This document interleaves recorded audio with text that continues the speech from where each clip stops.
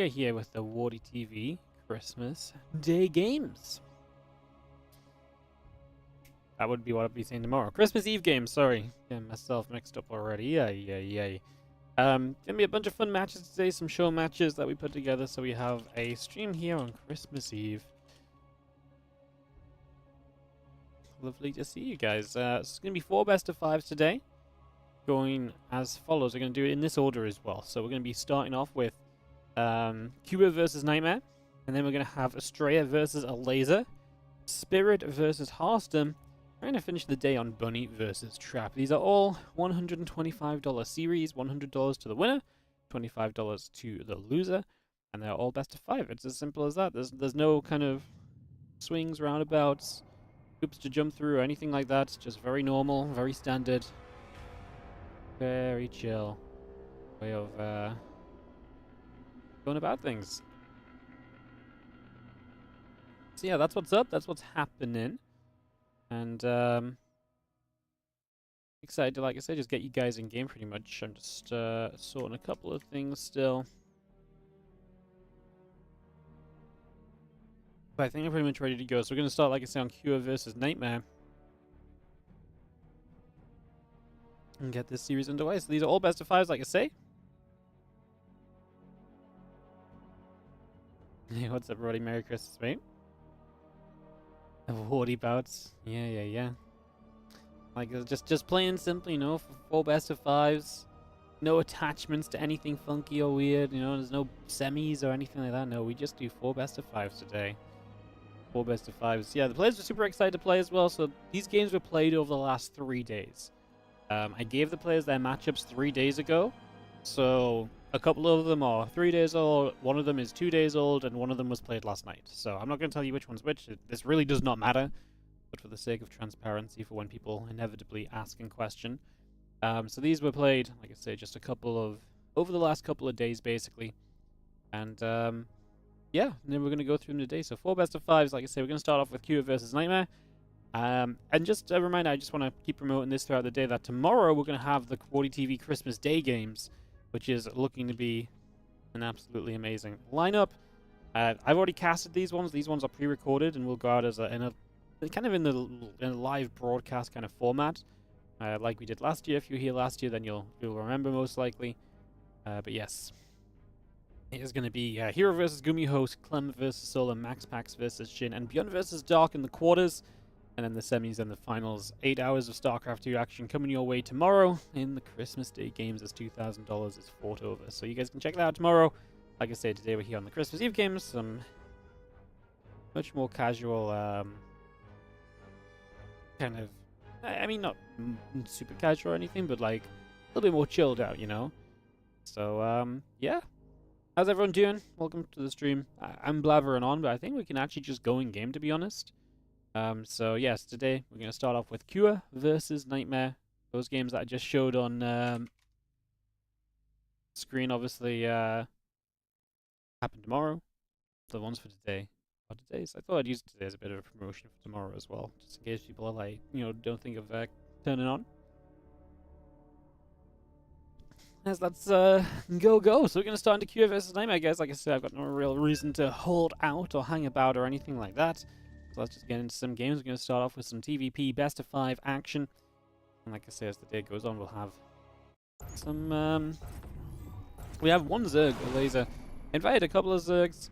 It was a little interesting because I was trying to invite players that weren't in the Christmas Day game, so we'd have different players today to who plays tomorrow.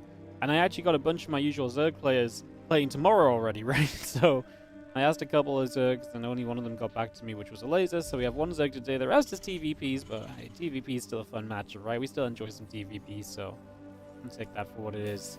As we have down in the bottom left-hand side, the red Terran player representing Team Liquid. This is Cuba. Taking on the blue Protoss in the top right corner of the map from Streamer Zone. It is Nightmare. Kick off into game 1 of this best of 5. Am I casting a Lima League today? No. I can't be here later in the day for a Lima League. I'm going to be casting a Lima League probably on Friday. But yeah, I can't do the Lima League. When even was a Lima League? Did it happen already? Is it happening now?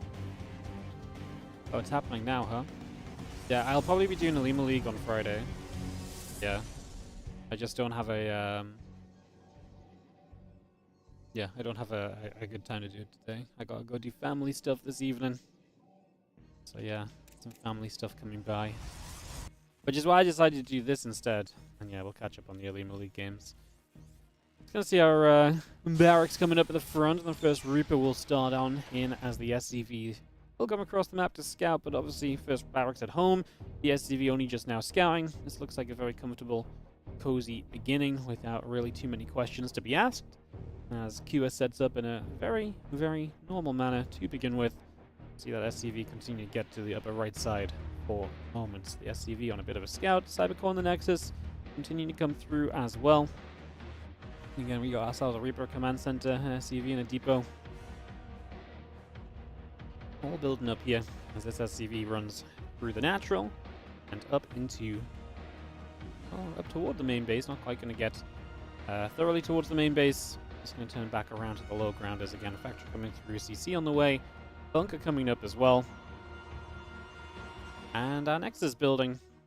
Now let's watch this Reaper then, see if Q can find out any information. The Twilight Council just went down from Nightmares, so information to be gathered here as we walk up. We're not going to go scout just yet. We're going to busy ourselves with some of these probes and try and get a kill. Good probe pull will protect that low HP worker, but that's obviously a lot of probes off the line. We're still going to lose a probe anyway. Stalker will now get 2 shots off. That's not enough to kill the Reaper.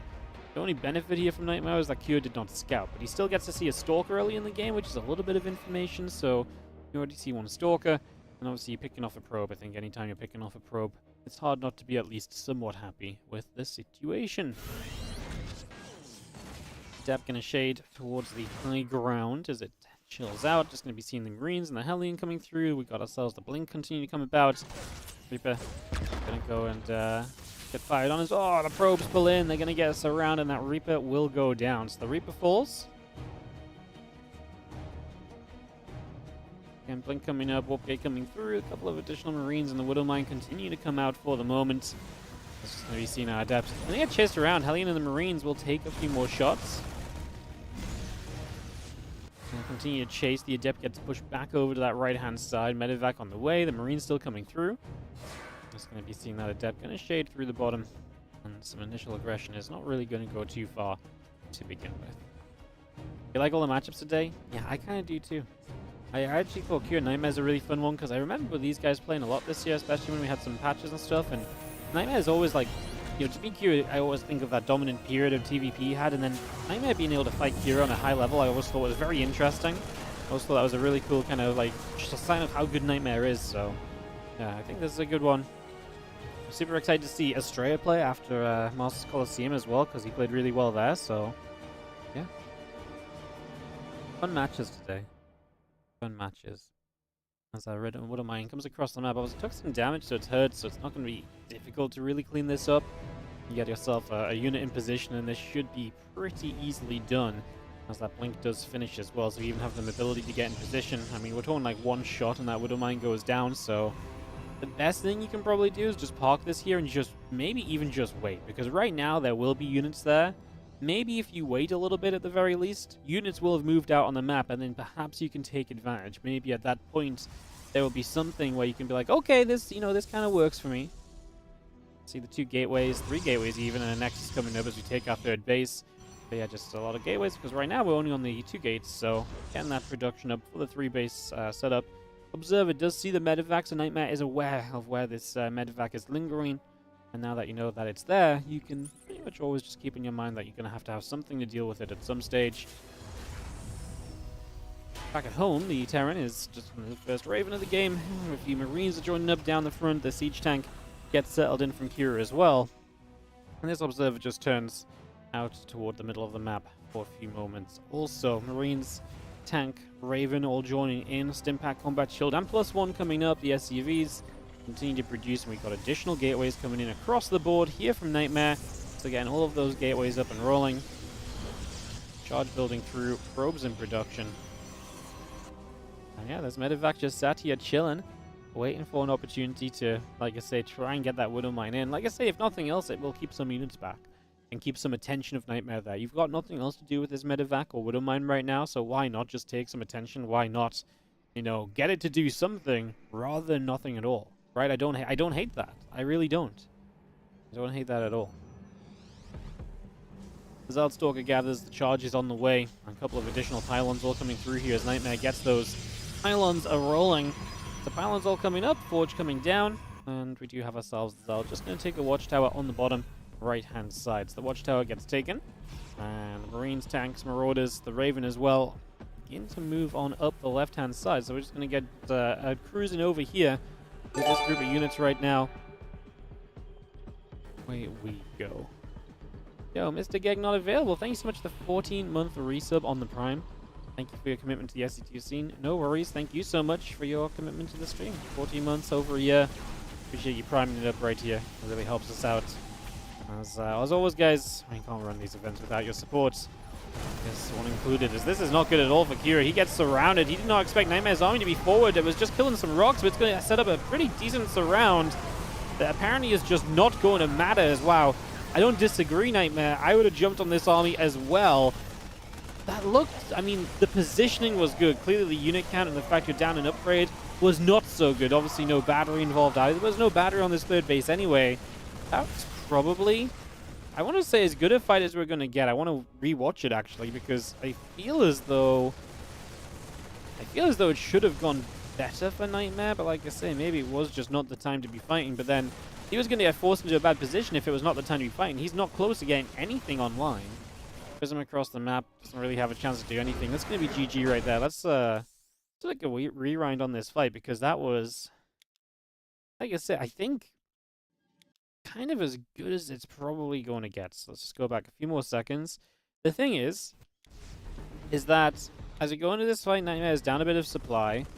The tanks, by jumping on this now, the tanks are not going to get involved. So already you're negating the tanks, because if you let this set up, you could still maybe flank. I mean, maybe you should flank once the tanks are siege. Maybe there's a way there, but I feel like it's so dangerous to let those tanks siege up initially. So what we have, Zelds charging on both sides. The issue, I guess, there's only 4 Stalkers here. We're missing units. We've got 3 Stalkers over here still dealing with a single Widowmine and a medevac.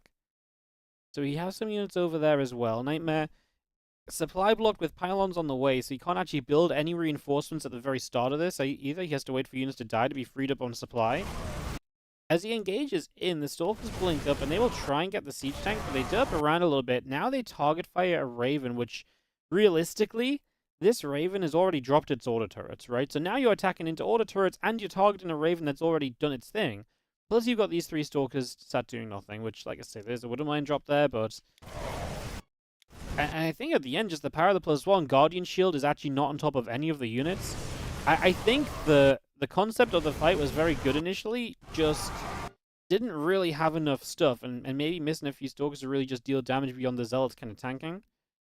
I think, like I say, the concept of the fight was pretty good. The actual execution of the fight could have been a little bit better, especially when you think about that, like the Guardian Shield that maybe could have been closer. That can have such an impact. Guardian Shields are so good in TVP.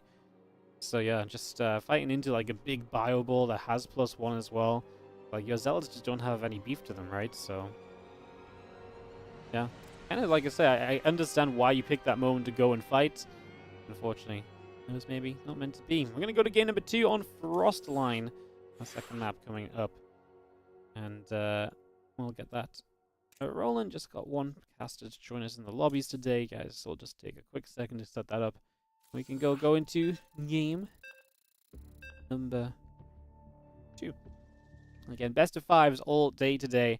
We're just going to pretty much keep the games going. We're going to have to stop for some ads here or there. I'm going to try my best to just do a lot of like 1-minute ads between games so we don't have to take longer kind of breaks for ads and stuff. Like usually we kind of have like downtime between matches because there's videos and so on, or players need a moment, so we can sneak in longer ads. Today we really just have replays, so we can go. So I will just try and do a minute of ads here and there. I might overlap the start of the game, but so that we don't have to slow down too much otherwise. As we do have in the top right hand side, able to take the first game is going to be our red Terran player, representing Team Liquid, of course. Still, we have Cure playing here on Frostline, and getting it done with that attack up to the top of the map. Again, kind of, I want to say it kind of ended so. You know, didn't really think the game was looking to end, and then, well, here we are. Bottom left, our blue Protoss player is Nightmare as we get going into game 2 of this series. Moves out, a couple of gases and a barracks on the way in. The SCV will build up as well, so we get all of that coming through.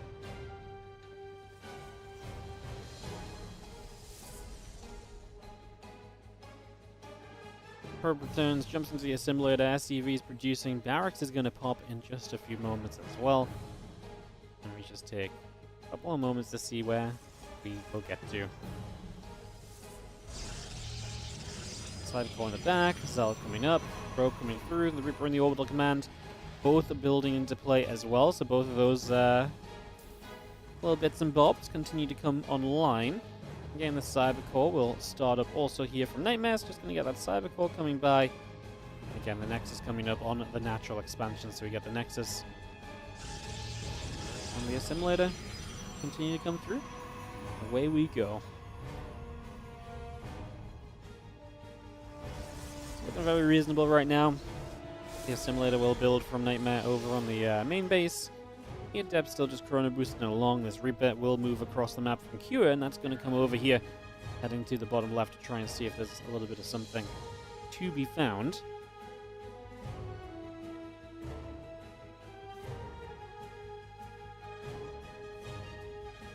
Reaper shows up, just going to be pinging away at that pylon. The Nexus is going to be there. The Probe's still taking some damage. The Adept will come back over and chase that Reaper. The Reaper takes a few more hits. Again, Twilight Council building up from Nightmare. The Nexus about to complete. And our Warp Gate, Stalker, and Probe building up as well. All of that continuing into play. Here's a couple of Reapers will join, and there's already the Adept, which is making its way through. Reaper's going to see that, and Adept will take one shot on the Reaper initially. Starts to shade. So you would like to the Reaper here, and whoa, we're actually going to kill a Reaper. It didn't pull away on the top side soon enough. And the Adept shades out of there. Hellion is not going to show up to... Well, I mean, you roughly know where it shaded to, so you should be able to chase this down. Yeah, like, he thinks it's retreating. It's actually approaching the natural, so Q is going to lose the guessing game here. And we're going to cancel the Adept shade because he says an SCV is worth it. And now this Adept will just try and do a little further. He's going to try for the SCV again, which I think would be very surprising if that actually succeeded. It does not. It's a worthwhile Adept, a Reaper. An SCV delays the CC slightly, forces these, those couple of units to stay back at home rather than coming across the map to potentially attempt to deal some damage as well. Always something to think on there as well, right? As our Reaper moves over. Again, blink on the way up. Couple of gates coming through. The Robo Facility builds on the natural. There's an assimilator going down on the nat as well. And the Reaper continues down to the south.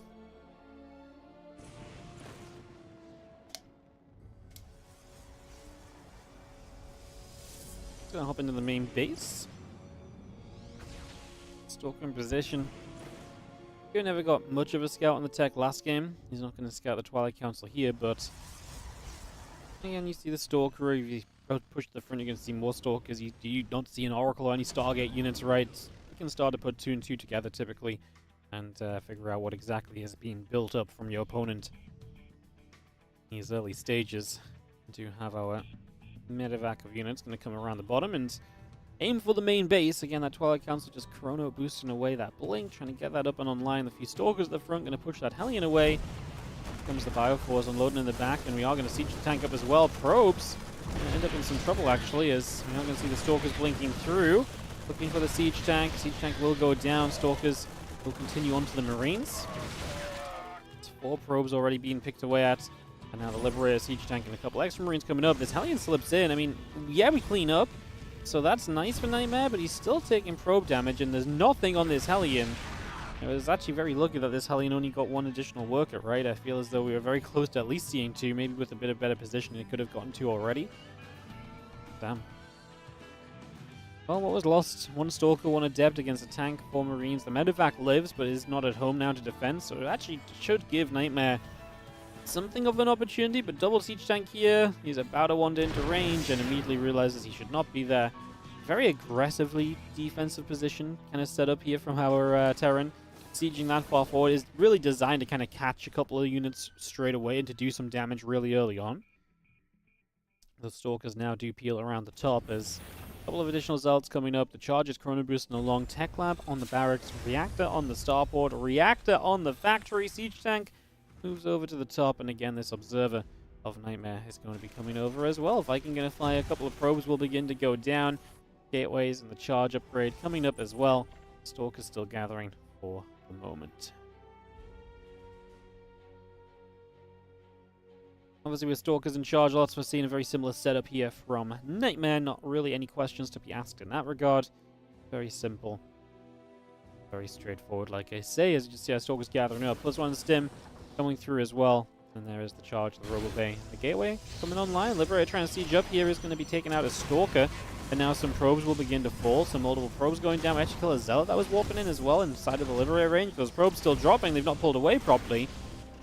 So Kira actually getting a lot of damage done over toward the main base. There's Liberator getting to work immediately. Another Stalker goes down. Nightmare having an absolute disaster of a defense.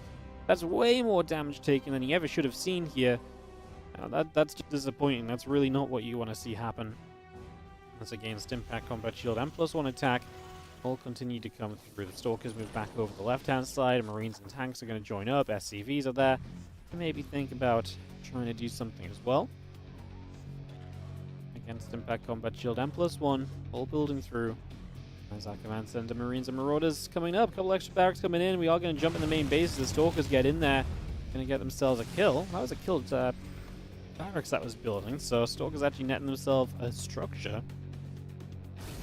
He is moving out. He's going to siege. He's dangerously close to getting surrounded. I mean, this would have been a bad moment because we're not on the Terran upgrades yet, but as he does get to Stim Combat Shield and +1, things should start to look a lot more comfortable. Medevac's out now, and that should be able to go and join up with this army, as Nightmare's actually circumvented all the way around to the bottom side of the map.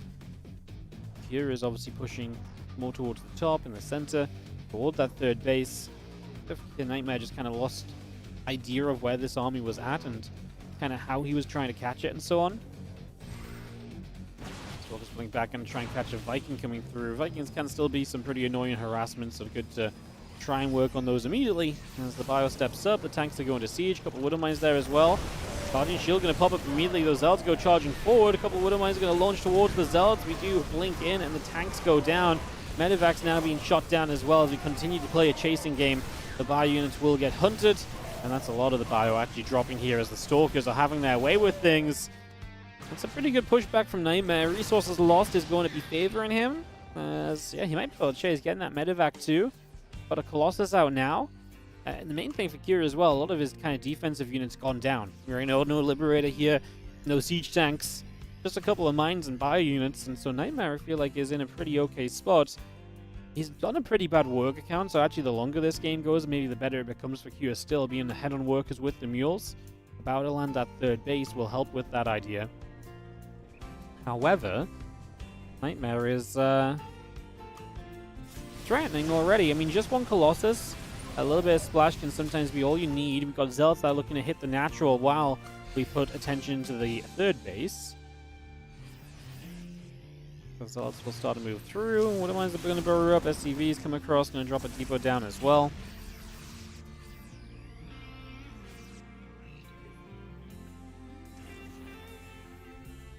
+1 armor coming up from Kira, so we get +1 armor on the way through. Again, a couple of ghosts, the Marines and the refineries all coming online. The Stalker going to get shot at and killed off by a Widow Mine. Oh, well, blinks back away from a Widow Mine.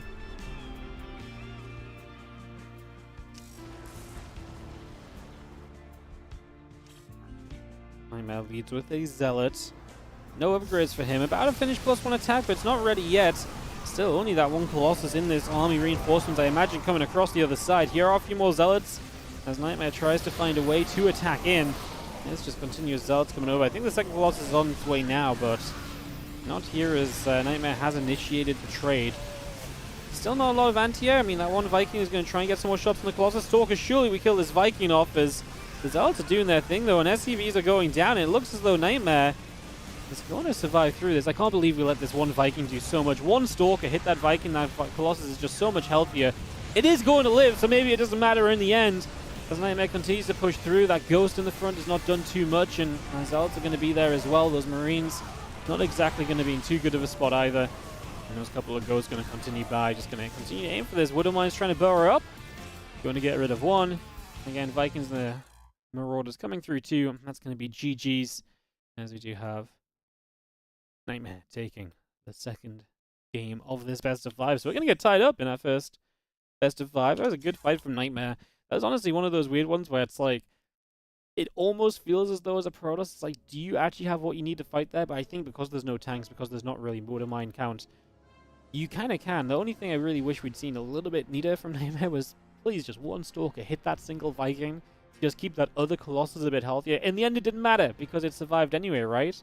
But I do think he could have just sometimes that kind of maybe doesn't win you the fight, right? If you lose that Colossus, and it would have been so easy to stop, but yeah, good job by Nightmare. As we are going to get ourselves up to a 1-on-1 situation, all tied up, heading to ley lines for map 3 of the series. So, going to kick this off and get this going, as we will have ley lines. And as I said, we're pretty much going to try and just go with games, guys. We're not messing around a day. Keep the games are rolling. No need to buy much time. Just waiting for everyone to join the lobby. We'll click watch. And we get into ley lines for map 3 of our first out of 4 best of 5s. And coming up later, we've got ELAZER versus ASTREA, HARSTEM versus Spirit, and Bunny versus Trap. So all of that coming online. Let's get ready to continue.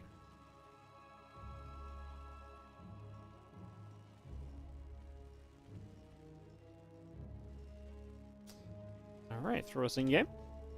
As we have got in the bottom left side, our red Terran player representing Team Liquid. This is Cure.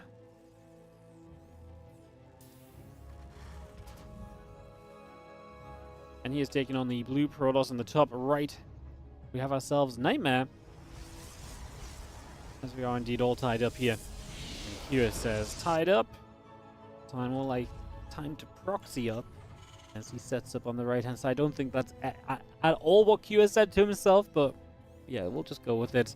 As we do start to proxy the barracks over on the right-hand side. So we get those into position. That is going to be a factor as the probe comes through over here. Just going to scatter around. Obviously, notice there's no barracks. Now you've got to figure this out as Nightmare. You've got to be like, okay, well, is this like you've built a barracks like here and it's going to flow back into the main base after Reaper, or is this something to really be concerned about? Probe continues down those couple of barracks, both hanging out on the right. That probe will get back over to nibbling an SCV. The other SCV pushes back the other way.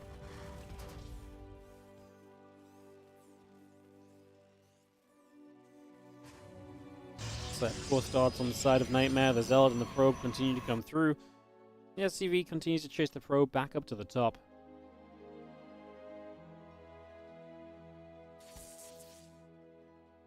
Probe will turn back onto the SCV as the engineering bay goes down.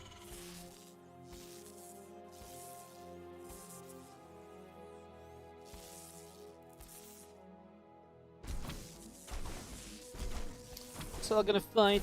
Obviously, engineering bay just going to be a blockade. It's interesting, just the single barracks and then the engineering bay block 2. Now the Reaper's going to show up to try and protect the engineering bay. I don't think they'll be in time to necessarily stop the Nexus coming through. Maybe if it's kind of taking a more aggressive step into position. Doesn't happen though. As the Stalker, Warp Gate, and the Nexus coming online, the Assimilator as well. Reaper gets back onto the Zealot for a few moments. And that factory just building from Cure, as he will get a second Reaper on the way. So a good aggressive kind of clump of units initially from Cure. Going to be his initial plan here essentially. Reaper turns back into the Zealot, and the Zealot will take a few more shots.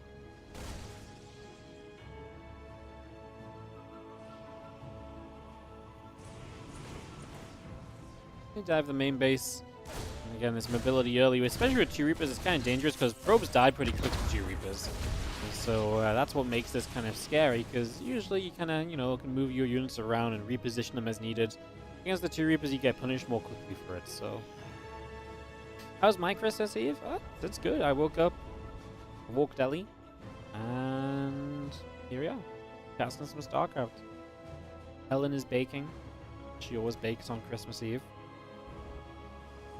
So she's baking, and yeah, so far so good. Gonna cast some StarCraft games and go see some family later on. Nice day if you ask me. It's a nice day. Twilight Council continues to build. About to finish up here, actually, has a couple of gates coming through as well on the side of Nightmare. Once again, the Reaper's going to show up for another probe. Secure continues to see success. However, the Reapers will go down, trying to get out. Is one Reaper going down already. Blink Chrono Boost on the Twilight Council. You know what? Just cast StarCraft games and go back to see your folks? Hell yeah. Yeah, that's what I'm up to as well. I'm going to go see my grandmother. Take the dog to see her. Take Ali to say hi. I'm going to go see my parents. So that we don't have to do a whole... The last couple of years we've done like a crazy rush where we get up in the morning, then we go out and we go see my parents. We come back, we do dinner, and then we go out to see Helen's family and stuff. This year I'm going to go see my parents tonight, and then just going to have a nice chill morning tomorrow. In fact, just nice chill day tomorrow. Don't have to do anything. In the evening we're going to pop over to Helen's dad and have some food, watch a movie. It's very chill, you know. Very chilled experience. At least for me. Helen has to cook and stuff. My point of view, very chilled. There's a couple of Widow Mines will drop out of the medevac and burrow up. Bang, bang, bang. 2 probes and a Stalker. And we'll get 2 of those Widow Mines out alive as well.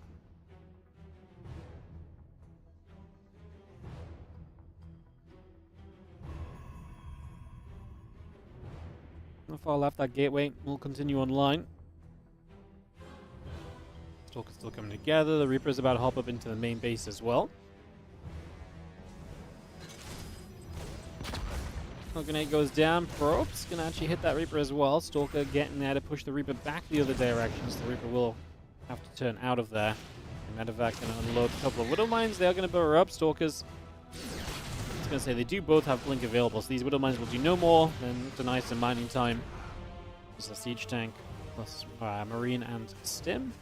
All continuing out here for the moment. The Stalker's gonna step through, gonna blink for the Siege Tank actually. Tank will go down. Oh my goodness, the Stalker's getting absolutely melted though. Disaster for Nightmare. Gets the tank, but the tank on the ramp plus the Marines, and the Stalker's just dying. I mean, that is a lot of damage taken. That's a lot of Stalkers getting cleaned out very quickly. See the Marines continue to come through. Stalkers are still getting chased away. Additional Stalkers showing up, trying to be enough to push this back again just a little bit.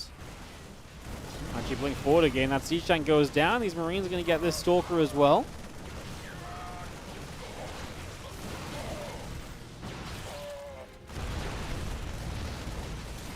Yeah, an SCV trying for a second. The other Marines gathering back together. Again, our Marauders, our Siege Tank. Similar to coming up here from Nightmare 2 over in the main base. We actually had 6 probes going down a Raven harassment, so all the turrets are reigning supreme. This is done for Nightmare. There's no way this succeeds. He gets rid of the Siege Tank again, but there's a Marauder here, there's Marines. We get rid of a Medevac too, but again, look at the amount of Stalkers that are left. 3 Stalkers. He's lost 18 in the game. And like I say, taking damage at home when you're already playing the commitment to a 4-gate blink, none of this really adds up in your favor, and it looks very good defensively here for Hewitt. Perhaps take the edge in this series, move up to a 2-1 advantage in this best of 5. Could be absolutely huge for him as a couple of additional Stalkers join up from Nightmare just from the upper left-hand side. Again, Concussor Shells and Combat Shield and +1, so things are only getting better for Q in terms of upgrades. I don't think you lose the Siege Tank ever again. And as an order turret came in for 2 more probes, Nightmare just says GG. And it makes sense. He's super behind on the 3rd. He knows he lost way too many Stalkers to be able to be competitive here. Nightmare just looks at this and is really able to just understand, like, yes, this did not go well. I took too much damage. I really did not do enough damage. I've lost way too many units. Like I say, Nightmare does the basic math, puts 2 and 2 together, and gets to GG. 2, GG. Oh, see here, 2. You, like, put the bottom of a 2 and, like, join it to make the top of the circle. That's kind of like a weird G. Alright, it is going to be a Secure advantage. Going into Game 4, Secure has the chance to win our first match of the Christmas Eve games with a victory on Whispers of Gold for map number 4 coming up here in just a couple of seconds. So we'll get that on the go. Get that ready. Just wait about 30 seconds. I did actually have to run ads for a little bit longer here just in case this game runs on a little bit. Pretty speedy games to start us off though, so pretty quick kind of moving through. As yo, Nerla10, thank you so much for the 30-month resub. And also Rolling Boy, the 11-month resub on the Prime. Thank you so much for the support, guys. Appreciate it. Thank you, thank you. As we are going to get ready for our next match in just a few moments. Is going to be game 4 of Cure versus Nightmare. Like I said, Whispers of Gold. We'll give it about, like I said, another 15 seconds and we will kick this off and get this underway, guys. Again, thanks for your little bit of patience as we will get this going. Hell yeah. Hell yeah.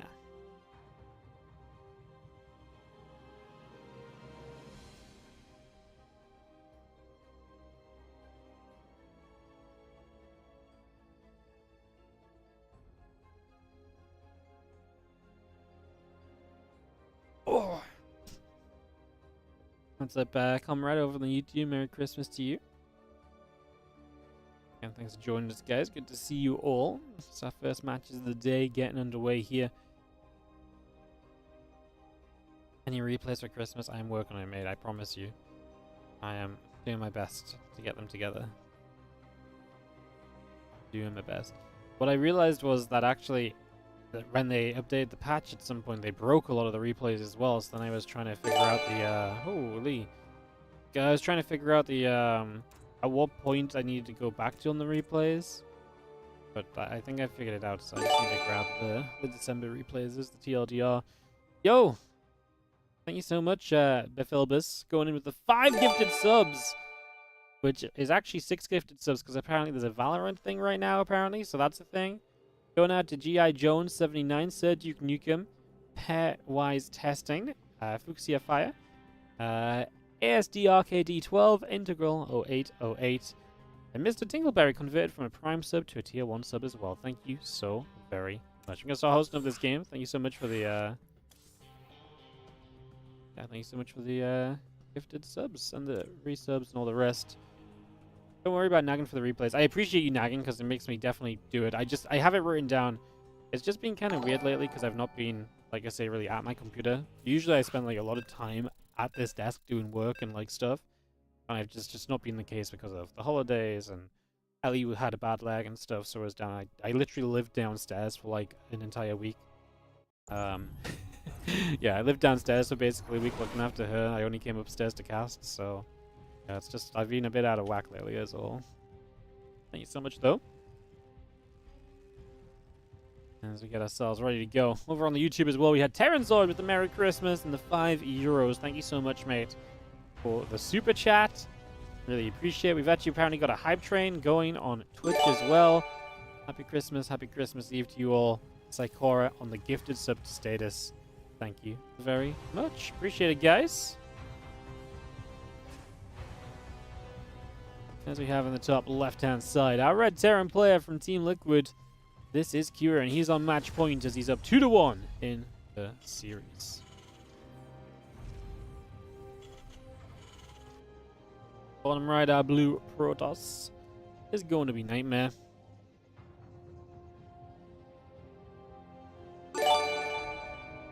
Yo, Scorpion SC3, thank you so much for gifting us up to Psychora. Going back and forth with some gifted subs, are we? Hell yeah, thank you so much. Appreciate it, guys. Thank you so much as we get ourselves going for game number 4 here on Whispers of Gold. The WardiTV Christmas Eve games. Again, tomorrow's matches as well. The Christmas Day game is looking hot. Super excited for you guys to watch. It's this weird scenario where for once, for the only time of the year, I've actually seen the games before you guys have. And that's just because I've already casted them. So I'm super excited for you guys to see those tomorrow. Some really fun matches. And some fun, yeah, just some really fun matches. I'm just going to leave it at that. Some fun matches. They really was, actually. I don't think there was a single disappointing series in the Christmas Day games. Which is pretty impressive, you know? Pretty impressive. How come Valorant gifted us up, by the way? Is this like a thing? Actually, you know what? I think I read about this. Let me have a look. I feel like Twitch sent me a message about it or something. I don't even know. I think TLDR, if you gift 5 subs, Valorant add 1 for free over the holidays or something. Yeah. So, I think it's just if you give 5, Valorant add 1 for free guaranteed. So, if you're feeling generous, take Valorant's money and put it into a real esport like StarCraft 2. As we do have our Reaper coming about, and the Stalker and the Warcade coming up and online. Bunker is about to finish, the factory is still coming through, the command center is on its way in. The Adept chase is over, and our Reaper will continue to take a few hits as it gets pushed and beaten around. In the end, just going to get turned out of here. As it looks as though we're going to get a fairly standard opener here on the start of Whispers of Gold. So, things looking pretty regular for the first little bits.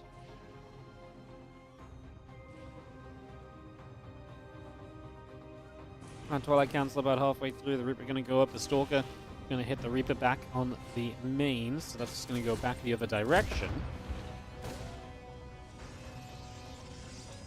One grenade goes down. Back at home, it is just a Widowmine starport coming up. I think we're going to see a fairly standard Widowmine drop as Nightmare continues into the Twilight Council once again. Has been pretty true about opening Blink each game so far. And it's going to be Blink once more here for Game 4 as he looks to tie this series up and potentially take us to a Game 5 in our first series of the day. Been kind of like fast games, right? You know, we're talking about like 10-ish minute games so far, but back and forth. Be nice, Nightmare. Take a fourth map, tie us up, throw us to 5 games. I'd love that. I'd be all about it. More games, more StarCraft. Sign me up to that as Adept is going to fire. Reaper taking some shots. Hellion will take a hit as well. We dance back and forth with the Adept here.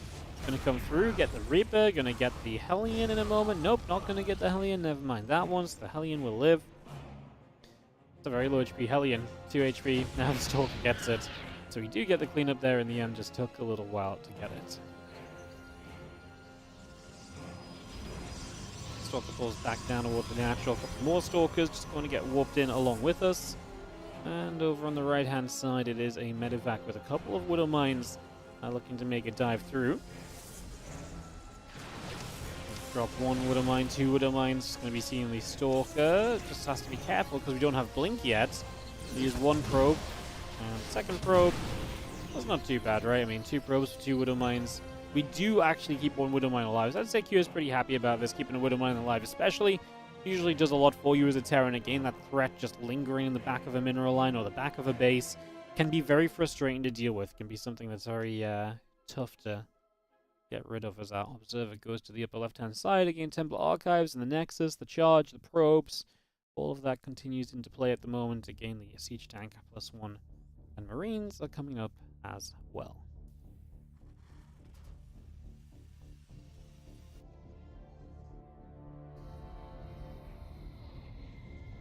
Probe moves over.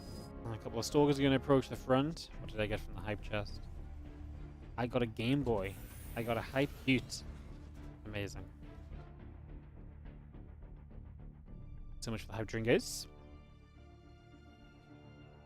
I'm just going to be having our units continue to gather up. Again, Storm, Charge, both building up here, so we get those upgrades going as the Stalkers will split away a little. Again, Storm and Charge coming through. The additional gates are coming online. Command Center building in the main base. The Stalkers continue to split about. The Zeld on the right-hand side as well. We also just have our Storm and our Charge. Like I say, will be big upgrades for this game when we get there.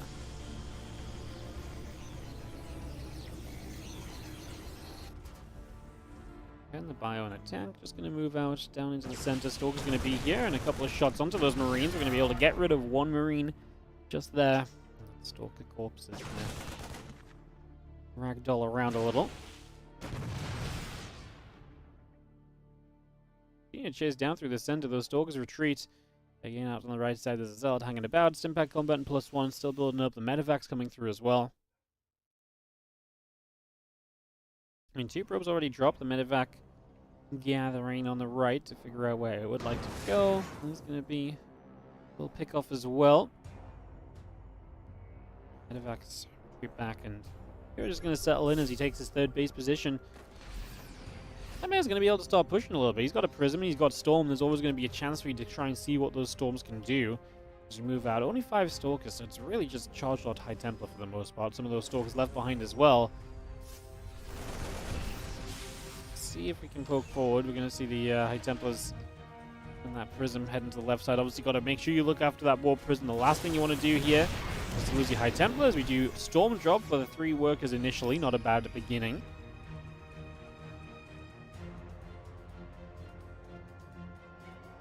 On the right side, that Medevac still moving about. And the War Prism comes over as well. And Zealot Stalker down to the south.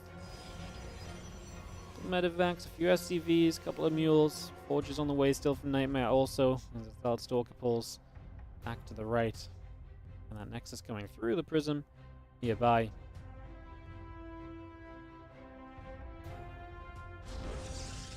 Ghosts, Vikings, and the +1 armor continuing online again. The units of Nightmare come over to the right side just for now. Just gonna have ourselves ready to potentially dive towards anywhere we want to. I mean, just staying active. It's interesting because he's very far away from like defending his third and so, but he has a Stalker and a High Templar there as well. So he does have a spread of units. And Prism with High Templar is just going to hang to the right. This is a fairly small map as well, so when pushes come, they can come pretty quickly and swiftly. It's definitely one thing that we'll have to keep our eyes on as the Zealots and the Stalkers get back up the right-hand side. It looks like he wants to keep moving in this direction. I wonder if that's just where he expects Cure to be pushing in. He's been pretty passive. He's set up on that third base, and he's really not moved out yet. But he's about to have Ghosts in good numbers, and he's unleashing the tanks. So just as I've been saying, he's been a little bit passive. It looks as though he's feeling as though this might be his moment to test the waters. Well, Stalker's going to go for a Viking already, and nice to get rid of the Vikings because it means that your Prism is a lot safer, so you can protect the High Templar a lot more easily. Just starts to make his move, going to even knock down these rocks. So Nightmare was not wrong. This sort of area is where he's going to have to play the defense. It's kind of where he was setting up to previously as a couple of extra units warp in. Here we go. The Marines are going to stim up. Just going to see the Zealots going to turn around. Oh, good storm on the first group of Marines in the top right. High Templar still chasing. Going to get another decent storm up here. Is that good enough? I don't really feel like it is. I feel like we're gonna. He's got 1,000 minerals. He would really do with some Zealots. He's got a lot of Zealots on the other side of the map, killing some SCVs already on the third base. They're not getting pulled away very effectively, as I think Cure might be able to give up this fourth base if he has to and still be alright as well. Right now he's going to fight through though, and the extra storms are actually all landing. Not a storm has missed in the last few moments of the Archons there getting involved too, being very tanky, throwing a bit of extra splash around, and apparently good enough to get a GG out of Cure. As obviously damage being done on the other side at the same time. Wow, full cleanup from Nightmare in the end. Just really looked like he got beaten back on the first attempt of fighting. And then the second wave, bam, Nightmare pushes and crushes. And he is going to tie us up to be 2-2. And we are going to a Game 5, an ace match in our very first series of the day. Lovely. So we're going to go to an ace match for our first matchup, as we're going to be going to El Dorado to decide this series. Oh, I love it. I'm finishing the series off on El Dorado as well. Talked so much about this map being my favorite map lately, so very excited to get us into one final map here as we go into this. It is Nightmare, and it is Cure. Let's go into El Dorado. Let's just do the final game of our first series today in the WardiTV Christmas Eve games. And then we have, after this, our Zerg is going to make an appearance of ELAZER taking on ASTREA. So ELAZER, ASTREA, HARSTEM versus Spirit, and then some Bunny versus Trap action after that as well. In the bottom left, we are going to have ourselves the red Terran player who keeps taking an edge in the series and then unable to follow it up. But if you follow that trend, it bodes well for him going into this game now. If he takes the lead here, he wins the series. It's Cure in the bottom left corner of El Dorado, while in the bottom right, our blue Protoss player is Nightmare. All matches from replay? Yes. All matches are from replay.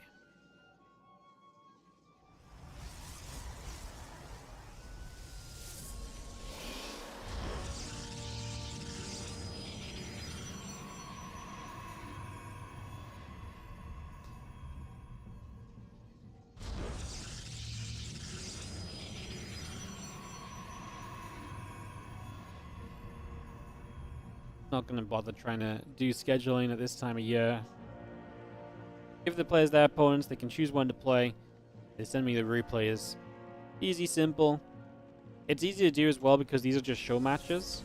It's a little tougher if you have like 2 players playing and then they have to go and like, you know, when one guy wins one series and the other guy wins another, then they have to contact each other, and, you know, I have to be part of passing on the message, and it becomes very spoilery. There's that probe. Let's do just get back into the assimilator.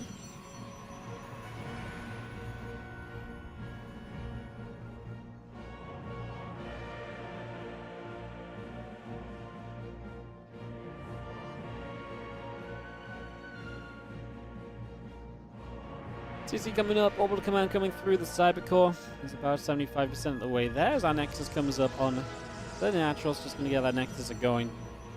Again, the assimilator and the cybercore coming through also. Take a few moments to hang out on the early stages of El Dorado. Nothing crazy going to happen for the moment. The Nexus building, probe and the Adept continue to come online. That Marina Cure just hanging around in the center for a little bit. Again, the factory coming through, the reactor coming up, about halfway done currently, refinery about to finish.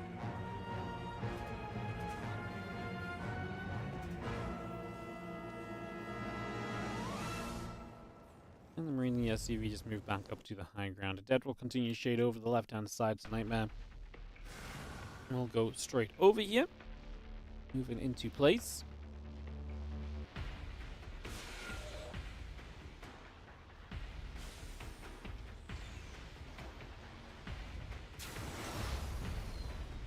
Shades in.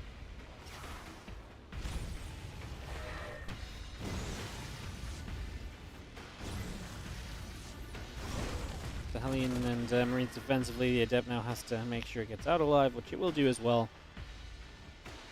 Pretty comfortable defense, nothing really too testing coming down.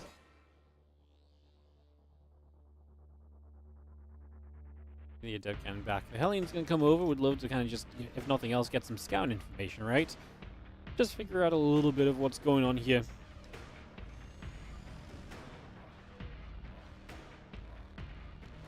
And move, you know, you can go running through, then go run through. Cause some trouble would not be a bad thing. You know, Oracle of Nightmare will come all the way around the bottom as well, so heads toward the main base. The medevac going to fly over, Marines inside, so we'll see that Oracle, of course. Stargate, a very different opening from Nightmare after we played Twilight Council every game. No, the Widowmine hits the Oracle and the Oracle dies instantly. That's not going to feel good. All of a sudden, I bet Nightmare wishes he'd open Blink again, because now you've wasted your first Oracle. That's definitely not the way you want this to begin in the slightest. These Marines are going to get in, and they're going to kill a Phoenix as well. Nightmare, what's going on? Is this why we haven't played our Stargate all day? Because his Stargate units are just being gifted away right now. Absolute disaster, to say the least. That is brutal. The probe goes down. Marines are going to turn onto the pylon as well. A few Adepts still coming over as we turn those Marines back onto the Adepts. The Phoenix is going to be there, hitting the medevac as well. Marines will continue with the Adepts right now. A little bit of micro from the medevac. Continue to do well. The Adepts will fall. The Phoenix is going to get jumped on once again. A little bit more damage to be done there as now the medevac does get picked up. And the Phoenix goes back over the left-hand side. The charge upgrade coming through as we speak here from Nightmare, so we get that on the go as well. A couple more Stalkers coming out. And the Interference Matrix also producing as the Phoenix of Nightmare flies over to the left.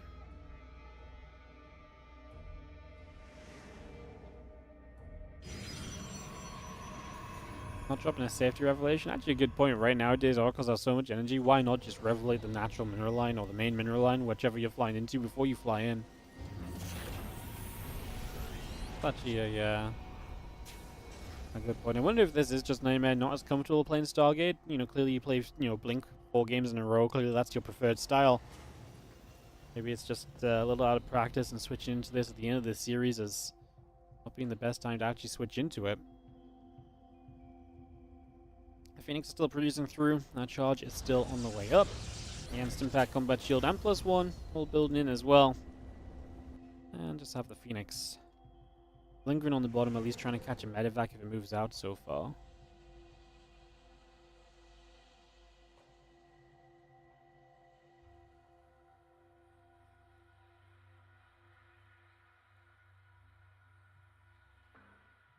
Phoenix fly to that top side again. The other Phoenix on the bottom left hanging around.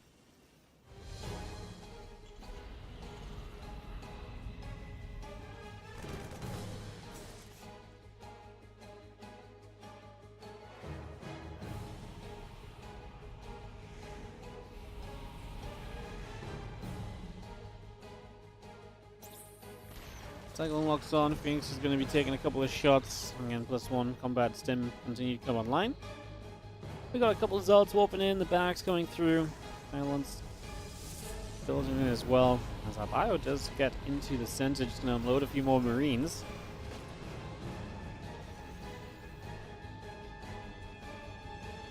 And +1. Concussive shells all coming up. Marine Marauder Medevac coming through as well. Bio going to come over and actually going to catch a couple of those Zealots. Let's take some damage. Auto turrets go down. Kira is just going to run straight into the natural of his opponent.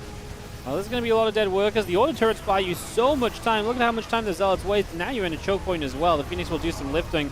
There's still 1 or 2 Marauders there that kind of choke this area up. But 17 probes go down. Kira is going to get cleaned up, but after doing extreme damage. I mean, he will not get away with anything. But like I say, you kill 17 probes and you kill a lot of units yourself anyway. That's a pretty darn good position to be in, as Kira definitely got to be feeling good about that. Zealot, Stalker, Sentry. Pulling back around, just going to be seeing the auto turret going down, hitting the Phoenix a little bit as well. The Phoenix will take a few more shots. Engineering Bay, the Armory, and the Robo Facility continues to come by for the moment.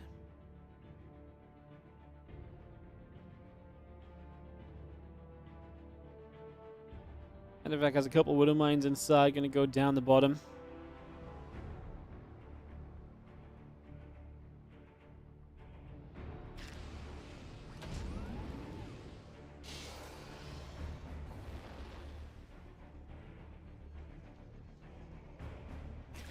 Go. First Widow Mine, second Widow Mine. Going to burrow up. The probe's going to have to pull away. Can actually unburrow and potentially reburrow. Bang. Reburrow. No second bang. As the Phoenix is a little bit of a lift, those Widow Mines do get chased. Stalker's chasing the Medevac way down to the south as well. The Phoenix just going to get there. Medevac will continue to get hunted down for the moment.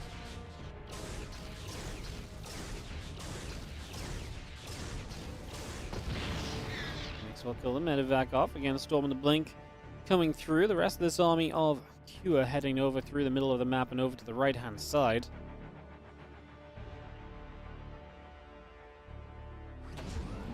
Yeah, coming through the center. Medevac loads to make a move. The Storm and the Blink coming up as well. The Zealot Stalker of Nightmare heads over that left-hand side in toward the natural expansion. Bio comes over to the right. And Kira just has 150 to 100 supply. Any kind of a base trade is going to be fine for Kira. The speed of damage output is just not going to be high enough from Nightmare to compete in a base trade.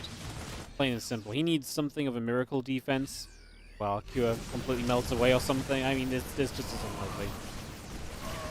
Fun series, pretty aggressive series, and it is going to go the way of Kira, I think, without much further to say. Because like I say, we actually have Nightmare recalling home because he realizes maybe his best chance is to play off of a good Storm and get a cleanup, but even the Storm was decent. It's still just not the numbers here. Kira will even right-click down the Nexus before turning on to this army. He just has that much stuff. And he will go for all of those Stalkers. He will go for this victory. Kira 3, Nightmare 2. As Kira gets the job done in 5 games of StarCraft. He will be our first winner of the Christmas Eve games. Congratulations, Kira gets himself the $100 first place prize. Nightmare still walks away with $25 for a well-played series. It was fun. Very, like I say, back and forth matches where it was like each game individually was maybe not kind of super epic, but like overall as a series, it made up for a pretty interesting kind of, you know, vision of how these two kind of play against each other. So pretty cool stuff. Enjoyed that. That is going to round out for our first match of the day. Up next, my friends, we are going to have ELAZER taking on ASTREA. We're going to head into that best of 5 in just a few moments. We'll just give it a minute or so for some ads to start playing. And then we'll get this ELAZER ASTREA series underway for some ZVP. Then we're going to head back into the TVPs with HARSTEM versus Spirit and Bunny versus Trap, all coming up as well further down the day, as we have Christmas Eve games to continue to go through. Are these show matches? Yep, just straight up show matches. Best of 5 is Bunny on the line. Nothing too complicated here. Just play well, win some money. GG. Thumbs up. Love your life.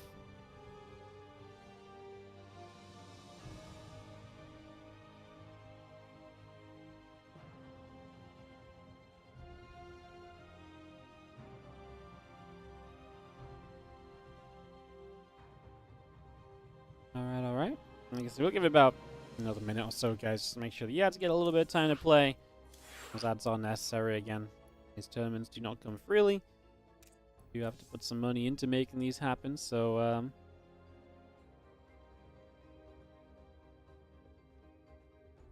yeah. Do I get ad revenue if you click skip after the 5 seconds? I actually have no idea. I really don't know how YouTube ads work. I imagine I get some amount of ad revenue even if you skip, but maybe you get more if you watch the whole thing. But do not quote me on that. I honestly do not know. I feel I looked it up once and the answers were always like a mixed bag of like, we don't really know, but we guess this, so yeah. Yeah.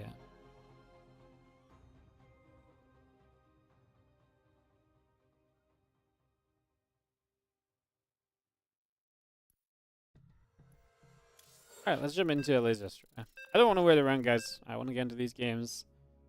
I got places to be, you know. As we're going into Neon Violet Square.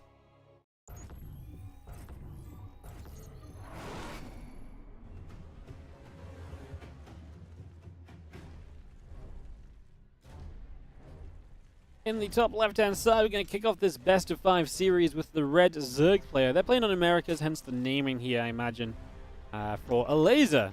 Another Team Liquid player playing today. As we have in the bottom right-hand corner, this is going to be the blue Protoss. It is ASTREA.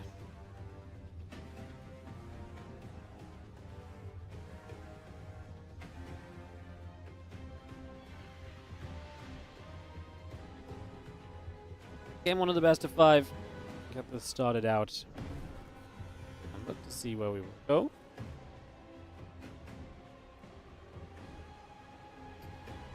Yeah, some PvZ action. You can see this first Overlord already coming across. Gonna begin to make its move over. And down to that bottom right hand side. Hatchery and a couple of drones coming online as well. As we settle into play.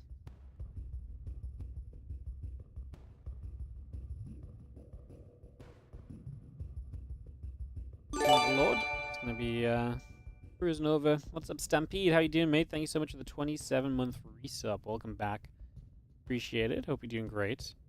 Thank you so much for resubscribing.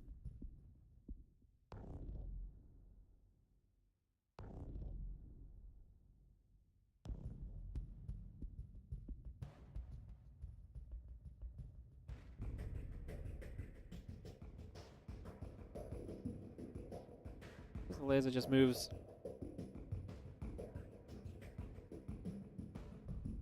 And down to the bottom right here with this Overlord's just gonna come across, come cruising for a couple of moments. Get settled down. Cybercore comes in. Early game PvZ, always going to be a little bit peaceful. There's not always too much going on in these matchups right from the start. This matchup is typically a fairly passive one, so like I say, not really too much of a surprise.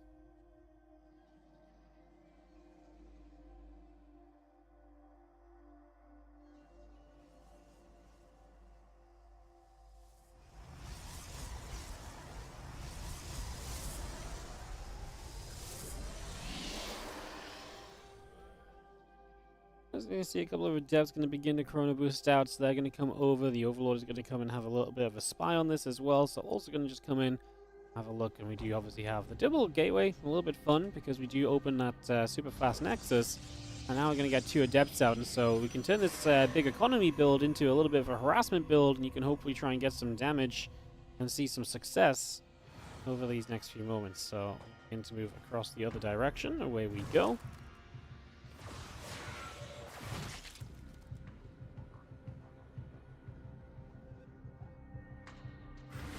Adept coming about again, Ling Speed, Lings, the drones, and the hatchery all continue to come into play currently. Just, you know, our Adepts will obviously come to harass, and let's see how well ASTREA can do on the back of that to get out across the other side. And making some progress, getting into position. It's going to sit in this little choke point as well, which is a nice little place that they can sit in as the Oracle Chrono boosts out on the Stargate. So yeah, very difficult to get surrounded here. Those little squares really do provide some protection. We actually are up to 4 Adepts, now going to 6, and with the Oracle behind it, the Oracle and Adept combo can always be dangerous. Now, ELAZER's got a gold, so he's taking this risky gold out over to the right side. A lot of people have been taking this. A lot of people have been enjoying trying to take that gold, and that's going to be one of those examples of it right now. As Lings, Queen, Adepts, joining up together, the few Zerglings run over, the Adepts are going to fire, get a little bit more damage dealt. Again, the Lings on the leg continue to come through. And the Oracle of ASTREA pulls out over the right-hand side. Adepts are going to get straight back in as they look for whatever more can be done from them. So he gets surrounded by the Lings. The Oracle was not there immediately. Eventually gets there in the Adept shade. And will be safe once again, just shading back to that position. Really trying hard to put pressure onto this location. Really wants to, it seems, try and punch through on the gold and get some damage done. The Lings trying to fight there for a moment, as I believe one more Adept went down, but that is kind of where we are at for now. Again, the Baneling Nest coming through, the Lair on the way, Lings and drones in production, forging a Nexus, probes as well, continuing to build. As our Adepts are going to sit there and fight away at those workers. Drones continue to drop, 4 workers going down, make it 5, make it 6. And the benefits of this gold base are never going to sink in for ELAZER if you're taking damage like that, so ELAZER hurting heavily early on as he's on his way to the Hydra Den and the Bane Nest. So Lair already done, he is only playing the 3 Queens. This is what I actually thought this was a really fun match. ASTREA always plays kind of a very unique style himself, right? He's very creative himself, and then ELAZER's been extremely creative lately. Plus, ASTREA played really well in Masters Coliseum. I actually just thought this made for a really cool series when they match up against each other. I have no idea what to expect out of this PvZ, right?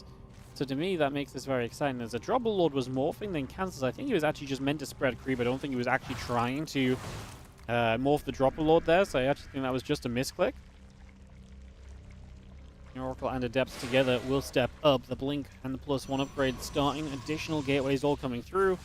We do also have those Adepts continue to shade across. Zerglings are going to take a step back. The Adepts continue to sit here and pick their way through. A few more Zerglings as well, so a little bit more damage being dealt just for now. And we're seeing more of those Lings still just dropping off.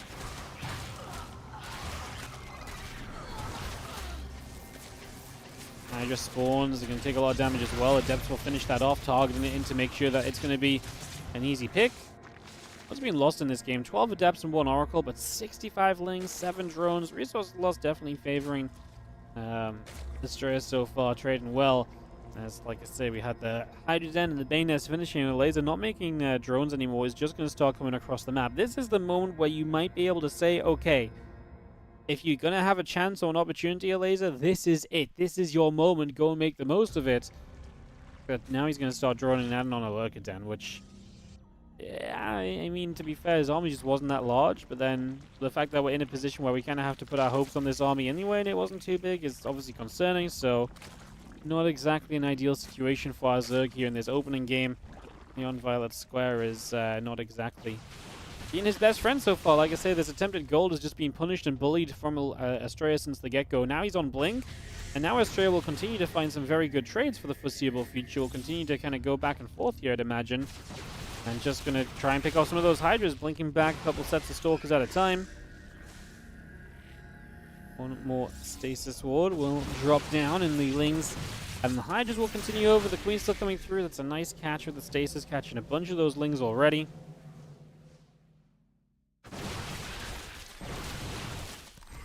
Just coming up, the Ling's still coming over, just going to be having the Stalker still settling here as we have, again, I mean, ASTREA will just keep on poking. A few Hydras spill up to the side, maybe a little run-by could do something. Maybe a little bit of hope in that regard could be something neat as, yeah, Ling's step up, Hydra's coming through.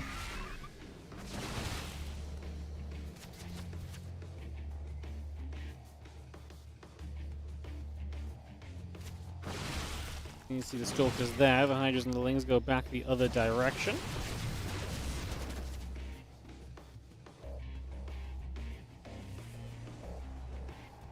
Again, more Lings continue to produce by, just going to be seeing the Ling Hydra continue to come over. The Stalkers do have to back it up, but I mean, we got 2 Colossus on the way. The moment the Colossus show up, this is going to become a much easier scenario as Stasis wards are going to catch a ton of units as well. They have lurkers dying to cannons as well. I mean, they're going to start picking those cannons off, but so many units caught in stasis that ASTREA is not going to have much competition here. He's going to have a pretty easy cleanup as he continues through. And just like that, we are going to have ourselves, I believe, a game 1 victory for ASTREA. Can these lurkers cause enough trouble? I honestly don't think so, because Charge is about to finish. That makes life easier. Colossus is about to show up. That makes life a lot easier. Those two things really are going to simplify this entire scenario. And as the Hydras and the Lurkers going through, ASTREA is going to have to say GG, and it is going to be map 1 going the way of our Blue Protoss. Our North American hero, Max Angel, gets the first game of the series. So ASTREA off to the strong start for the moment. Can he keep it up in this best of 5 series? We already had some fun best of 5s today. Yeah, let's see what else is going to go and happen. Jumping into game 2 as we get this underway and kick off into our second game, which is going to be on Abyssal Reef. So, going to get this second map going, Abyssal Reef. Actually, Abyssal Reef to me is a pretty interesting map as well, because I look at Abyssal Reef and I think, you know, we're throwing back quite a few years to when this was made. You've got a lot of forward bases on this map to kind of look at and to consider. And that definitely gives you opportunities to kind of push off of it. The defending, the movement around those bases becomes pretty intriguing as well. So I think there's a lot to look at here as we head into game number 2 in a couple of moments. Let's head into the second map and keep these games rolling. So, oops. So yes, let's head into Abyssal Reef. I clicked the wrong button trying to invite someone. That's all good. Get that sorted out. And let's jump into ASTREA ELAZER PVZ best of game number 2. Right here.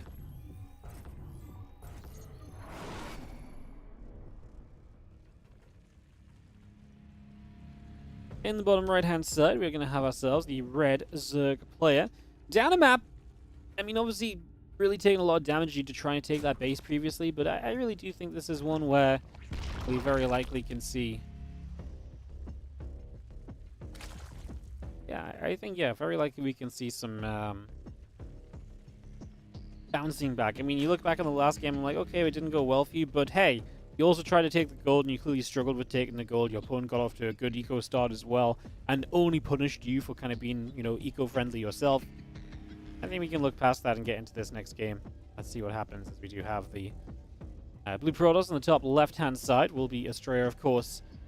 We will just have Overlord moving out. A few moments of setting up and looking to see where we go here on Abyssal Reef.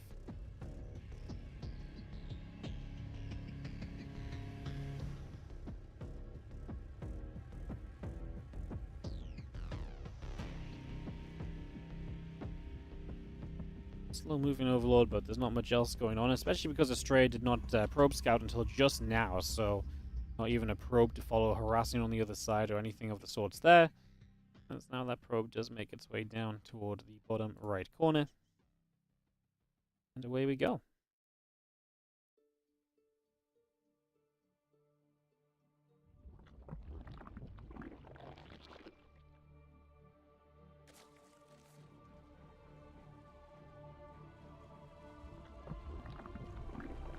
Probe move straight in, and I look to see a bit of what's happening.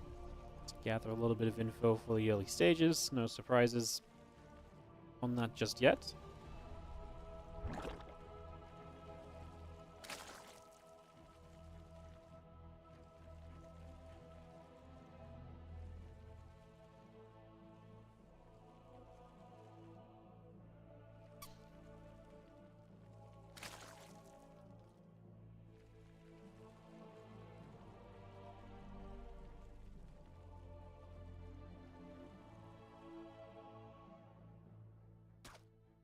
Probe comes across to try and block the third hatchery location. Yeah, I've got a few of Zerglings that should not last any true amount of time. Hatchery goes down, probe gets shoved out of there. That's going to be pretty easy. And competent defense for ELAZER in the first few moments. Push this back the other direction, so that is going to be the probe running away here. Just moving out for the moment.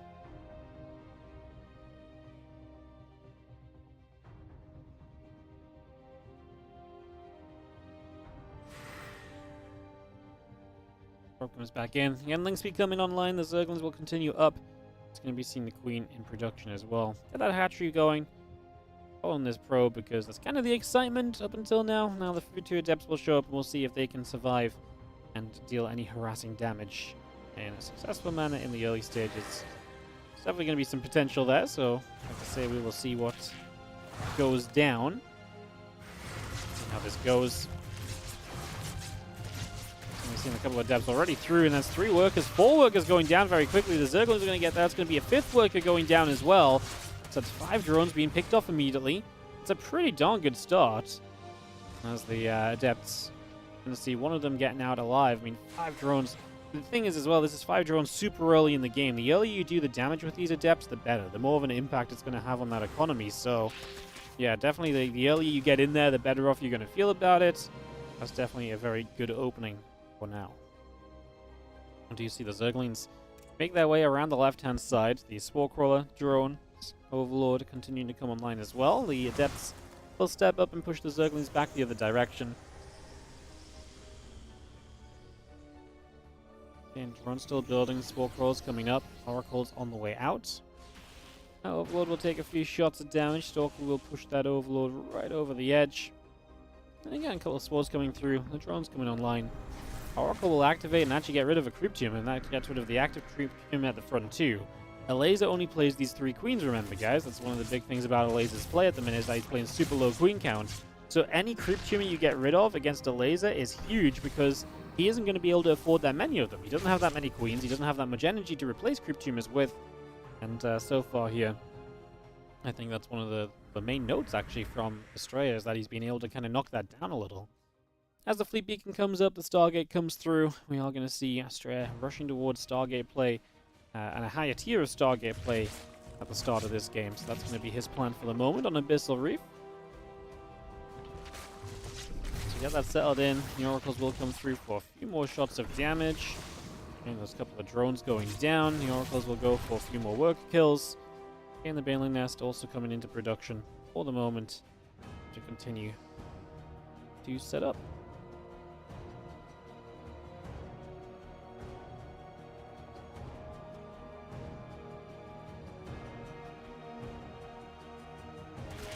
Sorry, the Adepts over here just going to come through and actually get rid of a bunch of drones. My goodness, so the Adepts going to go big. So that really was just an Adept dive, but 10 more workers killed. As the Zerglings of ELAZER now move out onto the map. Definitely getting bullied about a little bit in these early stages. ASTREA, I mean, I have to say, I think coming into this, I loved what ELAZER was doing at Home Story Cup and stuff, but man, ASTREA really impressed me in Masters Coliseum, which is why I was really excited to get him involved for this event. So I would put ASTREA as a favorite coming into this, simply for how he played in Masters Coliseum. Simply for that, if nothing else, so maybe worth noting that. Maybe ASTREA really does just look very solid throughout this. So far, the way the harassment is going, it definitely suggests that kind of a situation as our Tempests come through. The couple of Banelings will morph in over on that far left-hand side as well. We'll bring all of that up. The Spire already starting from ELAZER, which is the correct call. Get something up to help you deal with the Tempests.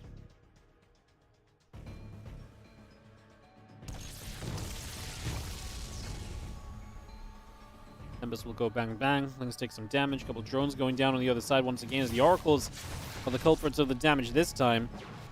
The Ling counterattack finds nothing. Apparently Stasis would caught this Baneling.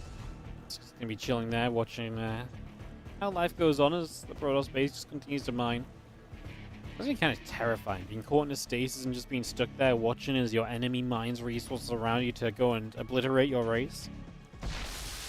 And then he pop out of stasis like, there's only one thing I can do! Oh, yeah. Tempest coming over. The Lings get chased around. A couple of Oracles still flying through as well. Hydras and Lings gather at the front. The Hydra's actually going to try and get on top of some of these Tempests here. So a couple of Tempests taking damage.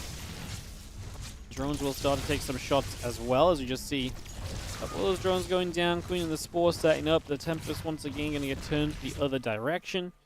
So you continue to play cleanup. 7 more Corruptors coming through. Like I said, we're going to need those to really deny the Tempest, and then you're also going to need them to maybe fight against the Mothership, because that Mothership is pretty useful nowadays.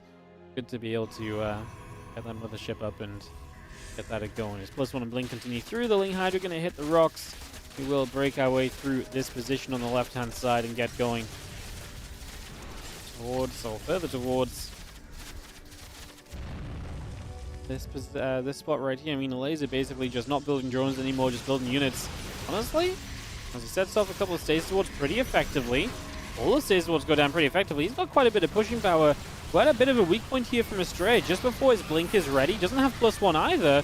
Harom, he's obviously had some troubles as the Hydra Corruptor Force has been doing decently enough. It kind of turned it down. The Corruptors here clean up all the Tempests. The Stalkers just don't have Blink, which is one of the huge things they're going to be missing out on. The Overseer got targeted there, but now everything will just focus via the Mothership. As the Mothership falls, we still don't have Blink, so the Stalkers just have to stand in this. The Banes try and get involved. They will just blow up a cannon, but the Lings getting surrounded. And I think by the time Blink finishes, which is right now, ASTREA has 4 Stalkers left. Wow, what a timing here from ELAZER as he just realizes the opportunity that is there, and he gives himself a chance in this game after it maybe not going super well for him initially. Now these Hydras keep on fighting, a few more probes pulling in. The Hydras will continue to bounce back away from those workers. 11, 12, 14 probes, and counting going down. Oh my goodness, 26. Yeah, okay, we're good. We're good here completely from ELAZER. He is going to make this happen. Tempest did not distract ELAZER enough. The Spire came up on time, and like I say, I think this is a very different fight if ELAZER is 10 seconds later and Blink is finished. Because I think if Blink is done for this fight, you are in a situation where the Stalker counts just do not go down, and then you find so much more efficiency on this defense. It's still not going to be easy, but it's a lot more probable. So I really think the timing window that ELAZER strikes in there is really golden to getting the job done. Otherwise, that would have been probably not enough. Damn, alright, ELAZER fighting back. I thought this was already going. I was just talking about how much I was loving ASTREA's play lately, and I was like, I think he's the favorite a little bit because of that. And I was kind of preluding to the fact that it was looking, you know, like good harassment was going to set ASTREA up to take a good lead in Game 2, potentially get to a 2-0 lead in the best of 5. And yet here we are, not in that position at all. In fact, we're in game number 3, with it being 1-1. Yeah, okay, nice. We're going to go to Ultra Love for the 3rd map of this series, so that'll be coming up in a few moments. Ultra Love for our 3rd map of this, and we'll head into this one in just a few moments' time. Let's give it about 10 seconds. I'll click the start button. Again, thank you everybody for joining us today. Happy Christmas to you all. Thank you so much for the support and the love and just being here and supporting and all the rest. Really do appreciate it. Been an interesting year in terms of our stream, because obviously we had a year where we actually took a little bit more time off, and we definitely ran a lot less events for the first portion of the year as well. But really try to make up for that when things settled down. And in this off-season, we've been trying our best to just give you guys as much daily StarCraft 2 as possible. So hopefully you guys have been enjoying that. We've definitely been enjoying providing as much as possible as well. So if you are enjoying, the one thing I will ask is, obviously, if you got a chance, follow the Twitch channel. Like and subscribe on the YouTube. It's super free and easy to do that. If you are feeling generous to go a step further, obviously you can support in all the usual ways. Just donating, super chatting, cheering, etc. Subscribing, prime subscribing. I believe right now if you gift 5 subs, Twitch will add an extra gifted sub for free as well, so you can do that too if you're feeling extremely generous.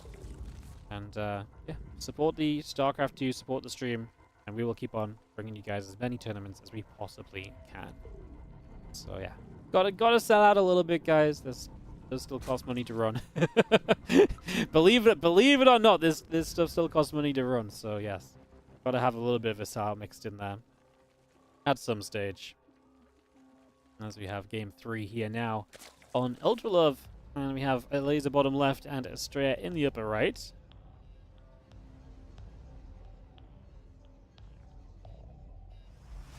Hatch drone coming online here as we take a few moments.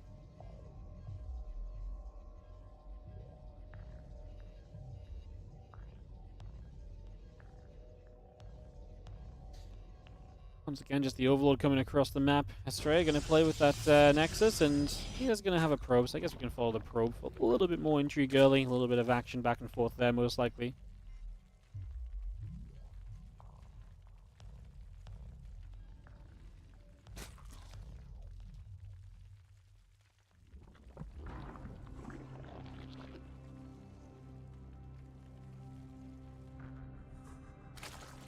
Basically, until an adept pops out, this probe is probably the most exciting thing that happens on the map for the foreseeable future, so we'll sit and watch it for, like I say, just a little Just nibbling at those mineral lines, trying to throw the drones off as best they can. Trying to do their thing. Whenever possible.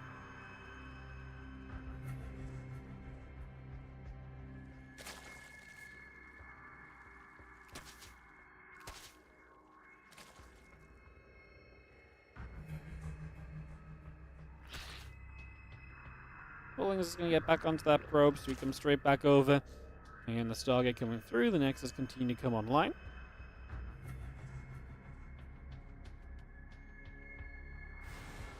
Probe continues to the top right. The Overlord's slowly going to move in there. Here's our Adept. Like I said, once the Adept shows up, we'll have something that's a little bit more interesting at the very least. And that is pretty true, as this Adept moves straight across.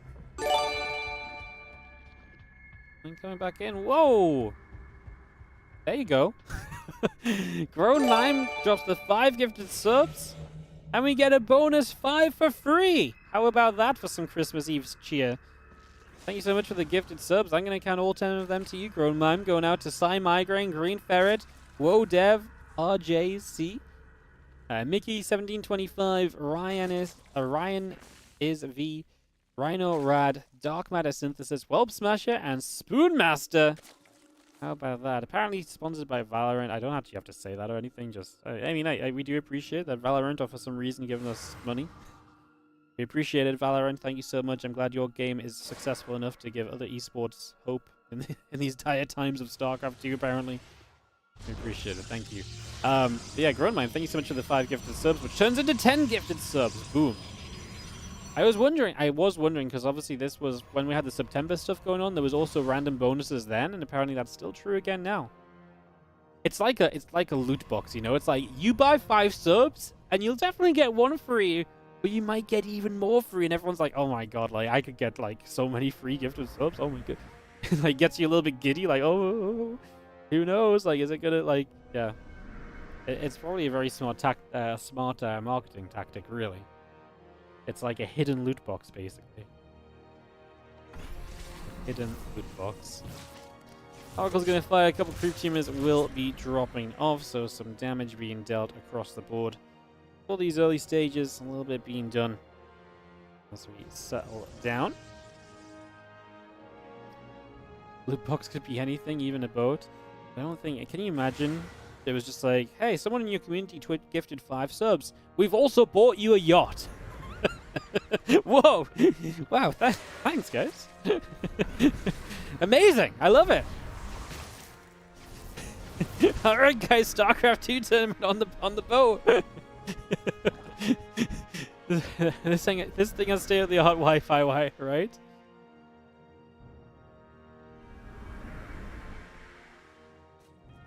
Oracles and the Adepts will gather back together. We still have ourselves the Resonant Glaives coming through, so ASTREA showing us something a little bit different here on Ultra Love, that Adept aggression against someone who is big on, you know, rushing towards Hydras and maybe cutting a couple of corners. I think that Ling Hydra can actually get a lot done, as right now Adepts and the Oracles continue to gather together. The captain will play the next series. Yes, HARSTEM Spirit is series number 3 today, so that comes up when this best of 5 finishes.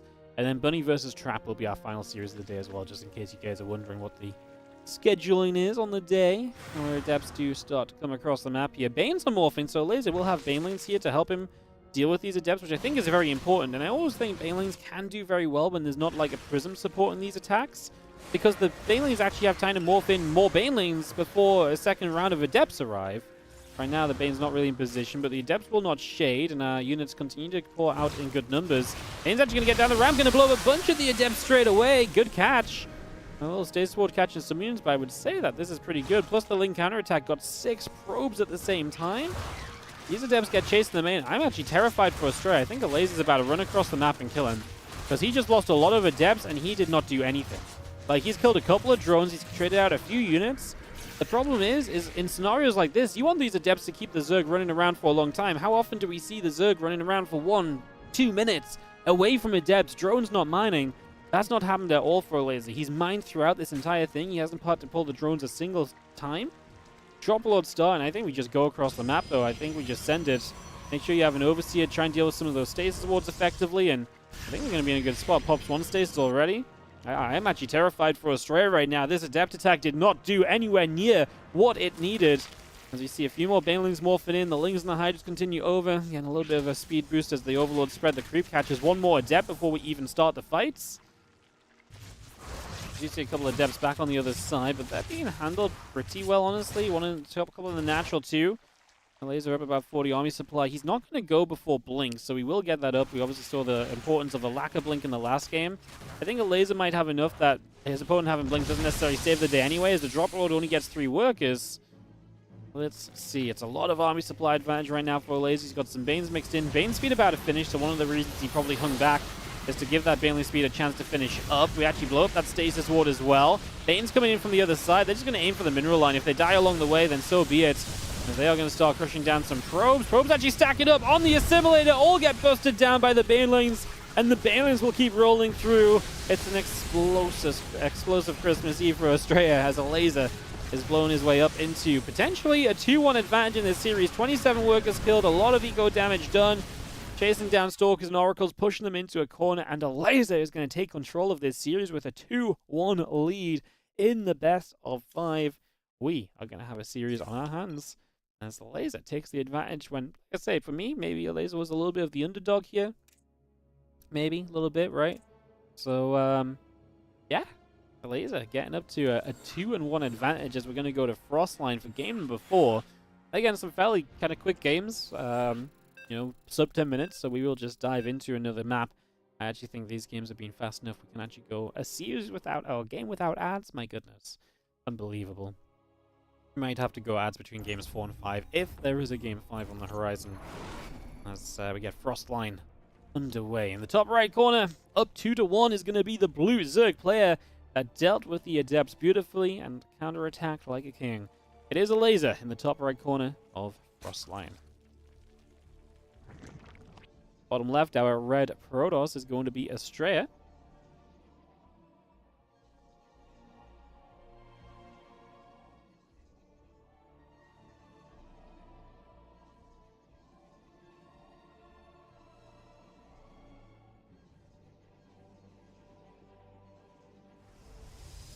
Talon finishes up. Probe will begin to move out. Just going to drop a gateway as we go. A couple of drones coming through. For the moment.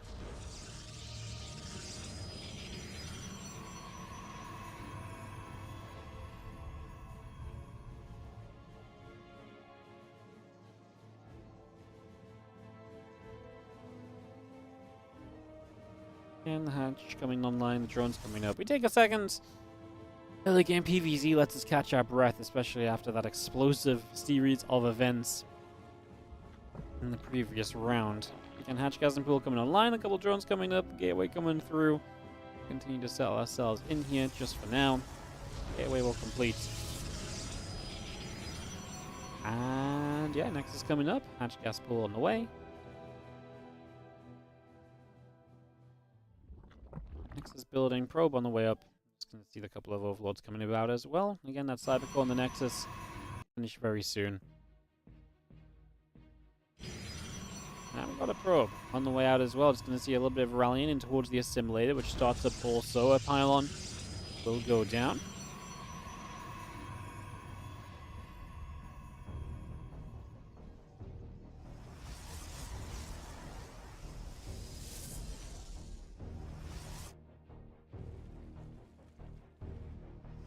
Dronelings and Queens continuing through. There's the Cybercore, like I say, about to finish.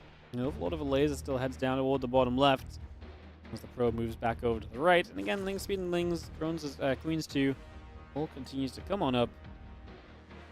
The Overlord of ELAZER will go toward that main base. Gonna head straight over there.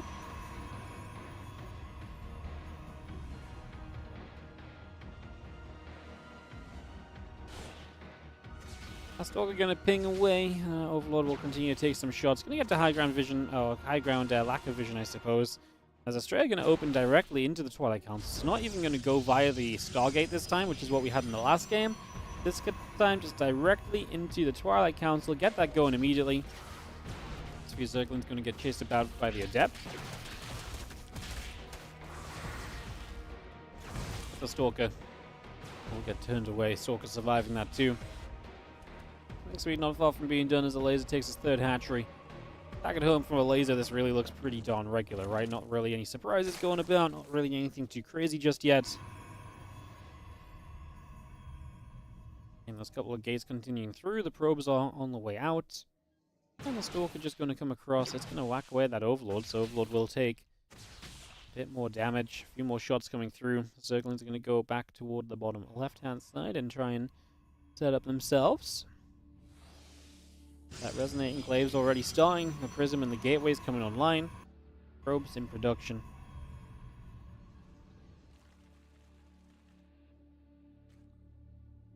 Entry's about to finish on the Naturals, the Queen moving about as well. We'll have ourselves again the drones, the Roadrunner, Spore Crawlers coming up.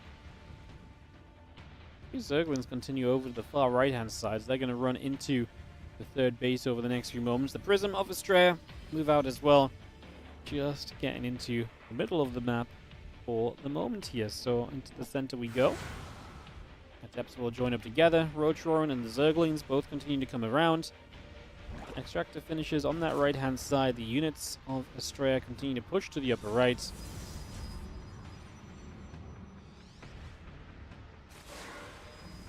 And this is a scenario where the Roadrunner just isn't done yet, so the laser might have a few moments of concern against these Adepts. They're pretty split up at the moment, though, so yeah, I was going to say that first shade did not seem like it was going to be it, as that Resonating Glaives is moments away from completing, so you got the Glaives finished up. The Spore Crawler will burrow. 8 Roaches coming out, and ASTREA is just sat here, probably waiting for one more warp in of Adepts, and then we are going to shade and commit, because there's not much else. You got to try and do something in this scenario. The laser's only on 41 drones, so he's cut at a good time. Now he's going to have Roaches as well. This now comes a bit more down to the unit split and how you handle that. The Adept's going to get a bit of a jump from those units, as the units will chase the shade, but the Adept shade will cancel. And so we will threaten the third base instead. An Immortal producing behind this, as you can see where ASTREA wants to start taking this. He's going to shade backwards, he's going to shade away, protect the Adept numbers, because I think he's wondering if maybe this is going to become for him more about getting to the Immortal and doing some work there with kind of an Immortal Adept attack than actually doing work with just the Adepts right now. There's a possibility as the Zerglings turn back onto this pylon. That will go down. Up in the main base, Lings and Roaches are going to come through, chasing Adepts as well. 13 drones have fallen, and the Adepts are still going big, as a few more Zerglings going down. A couple of drones will get chased. Ling and Roach will go back onto the Adepts. They keep shading around. I mean, suddenly we're just melting. 14 workers going down is pretty crazy. Let's just have, again, a couple of probes. The Immortal all coming online here. 15 drones dead in total, like I said. That Prism will continue through. Queen goes down. Lings come back over again. 17 drones killed. We got 10 more producing. Laser's going to try the counterattack, but that's where the Immortal production comes in. Never mind making an Immortal Adept attack. Now you've got an Immortal Adept defense. You're going to look extremely comfortable here. With Immortals to deal with those Roaches that have no speed or anything. Doing pretty good for ASTREA. Like I say, Laser droning as well, so it's not like he's just producing units to rally across the map right now either, so there's a little bit of an end point to this. As the Roaches step up, the Immortals are going to fire, the Adepts are going to shade back the other way, Pylon going to take some shots, it's going to go down, actually depowers the gateways, but man, look at the Adepts go as they just shade straight in. The Immortals can micro with the Prism, and a Laser can see a GG when he's meant to see one. That's going to be it.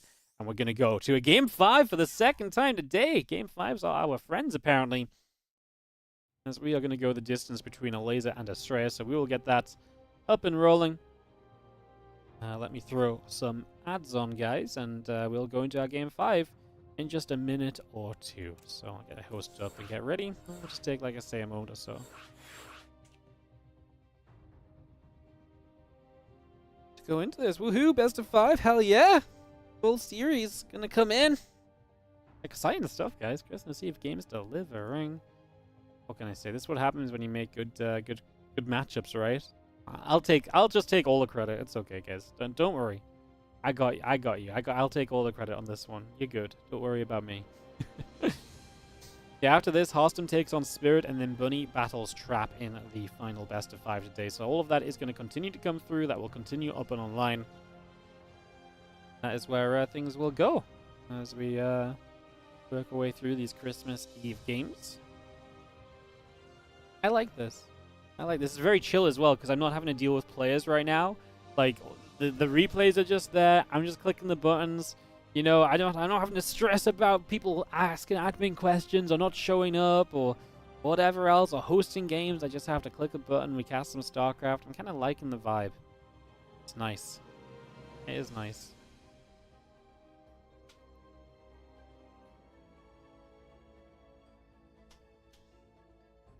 Alrighty, friends. We will take a couple moments to, just like I say, give some ads some time. We'll give it about 10 more seconds. Let's give the ads a good little chance to get through, at least the majority of them. Maybe people will miss the first minute of the game, but that's very rarely an issue. Do I already know the results of each game today? No. Today I do not. The players sent me the results anonymously.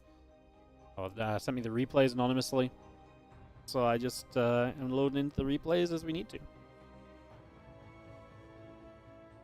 I get, if there's ever not enough, also if, like, replays get sent in, there's also additional replays, so I don't know, like, if I get sent 5 replays, the 5th replay might not be a 5th game. It might be a fake replay as well. I have someone that does that for me. They send me the extra replays and stuff, they vet them. So, yeah, I don't know the results at all. Tomorrow for the Christmas Day games, I actually already casted those games. Tomorrow's games are going to be a pre-recorded broadcast. I've already casted those. I did that stream, and tomorrow I will play the games out for you. So, I know tomorrow's results. Tomorrow's games are great. You guys should check those out. Same situation. I did not know those how those games went at the time. As we go into ASTREA, ELAZER. Game number 5, we head to Ley Lines to round out this series. As in the top right, our blue Zerg is ELAZER from Team Liquid. In the bottom left, our red Protoss is ASTREA. Let me get that underway. What if it's the winner that usually sends the replay? I mean, I usually ask them to just... I usually ask a specific person to send the replays in, so that it doesn't matter who sends them. And also, I'm very forgetful. So I actually have no idea who sent me the replays 3 days ago. You know, like, if you really want to, like, if in your brain you really tell yourself, I need to not know who did this, like, it's very easy to blank that out. I don't know if, like, other people have this, but I definitely have this. Like, I genuinely have no clue how this went, or who sent me these replays or anything, you know? Like, to me, like, this is just like, I tapped the button to click download on the pack, someone vetted them for me, and then boom, here we are. You know? Easy peasy. So, yeah. Sometimes I do, like, tell specific people to send me them. Sometimes I know it's going to be a couple days in advance. I just doesn't matter because, like, I will just not know by the time I come to cast them. As our extractor goes down, what's up? Only perspective on the 13-month resub on the Prime. Thank you so much for resubscribing, using your Prime on the channel. We always really appreciate it. Remember ZG used to add extra empty times at the end of casts on YouTube so you couldn't be spoiled by video length? Yeah, the issue with that is that YouTube really does not like video time that doesn't do anything. Because what YouTube sees is, oh, after 65% of your video, everybody turned it off. So that's not a successful video because even the people you captured for a certain amount of time just didn't like it at some point. So why would we promote it to more people if everyone's turning it off? Like, YouTube has no idea, like, the first 35 minutes of the video are really what people want to see, and then the last 15 minutes is a spoiler block. It's like, oh, there's something with this video that's making us see a severe drop-off of people, and YouTube doesn't like that. So while those videos can still do okay, it definitely has a negative effect on the algorithm, which is why I just don't do it. I actually did do it for a little bit way back when, but you just can't do it. The YouTube algorithm is too strict and rhythmic. It is, there's absolutely a logic to it, and to some extent, and so TLDR just do as many things as possible to please the algorithm, as few things as possible to upset it. Unfortunately, adding blank time at the end of videos is, yeah, is a bad thing. And honestly, my content's kind of interesting anyways, because long uploads on a daily basis is kind of a weird thing for YouTube too, because if you upload daily, usually, you know, we can do that because our content is pretty unedited. I just sit down and record and boom, we can produce like a 40-minute video that's interesting. But that's already kind of a unique kind of thing for the algorithm. So it's already kind of figuring that out. So the more you can do to not make it weirder, the better, you know? So yeah. It's one of those things where it's just like you can't do much about it. You just have to like click play and just try and ignore how long is left in the game, you know, or how long is left on the video. So people always used to say this, and my instinct initially was like, well, how is that ever an issue? Just don't care how long is left in the video, you know? Because this is exactly what I mean. It's like, if I was watching a VOD and I click pause, I might see that there's 5 minutes left in the game, but that doesn't tell me that the game's going to end in 5 minutes, you know? I click, and then I just click play again. I just don't account for it. But obviously that's a very weird thing to do, apparently, and a lot of people obviously just can't do that. They see 5 minutes, like, oh, this game's going to end soon. Whereas I see it, I just don't account for what that means. I don't know, I just turned my brain off to that aspect. So yeah, when people used to say this a few years ago, I was like, oh, you guys are silly, just why would you pay attention? But everyone everyone works differently. Everyone's brains work in a different way. Like I say, this honestly really works for me, so all good. Couple of oracles going to turn the other direction. We will just see our Lara and the Bane Nest coming up. Couple of extractors coming through. The Blink is going to chrono boost away on the Twilight Council. As the early few moments of this PvZ gets settled. Been actually pretty fun games between ELAZER and ASTREA. Again, pretty short games, but same as the Q and Nightmare series, where while each game is maybe not super back and forth within it, although I think that game 2 on Abyssal Reef was pretty cool. While each game in itself is not necessarily super kind of back and forth, the overall series has a very cool story to it. This is the kind of matchup or the kind of games where actually a best of 5 really benefits. Because if this was a best of 3, it'd be like, that was a pretty kind of best of 3. But in a best of 5, these kind of games are really fun because you're really seeing the players trying out different things and trying out, adapting game by game and just doing it differently, as the best of 5 gives you that little bit of extra length, you know? I feel like in a best of 3, you need each game to kind of deliver a bit more, whereas in a best of 5, even if games are a bit more one-sided, it can tell much more of a story anyway, so yeah, kind of enjoying this today. It's been fun. As we do see the ASTREA little push here, a couple of Adepts and Stalkers will get rid of that Overlord, trying to morph into an Overseer. And we just have extra Hydras coming up, Groove Spines coming through. Stalker's going to fire, Ling's taking some damage. Again, those Hydras continue to produce on by. The Groove Spines coming up on the Hydra Den. And those additional Stalkers just going to be showing up. A couple Ling's going to be chilling. Stalker step through. And just now you have an Queen's taking some shots of damage as well. Ling Hydra will come back around. Still got our Ling, still got our Hydras. +1 and Blink coming through. And the Stasis Ward coming up as we speak. And there's some good pressure from ASTREA, as the Hydras are going to be there to try and push the Adepts and Stalkers away. Honestly, pretty good Hydra count already, and should be able to push this back. Good stasis. It's going to be very nice as well.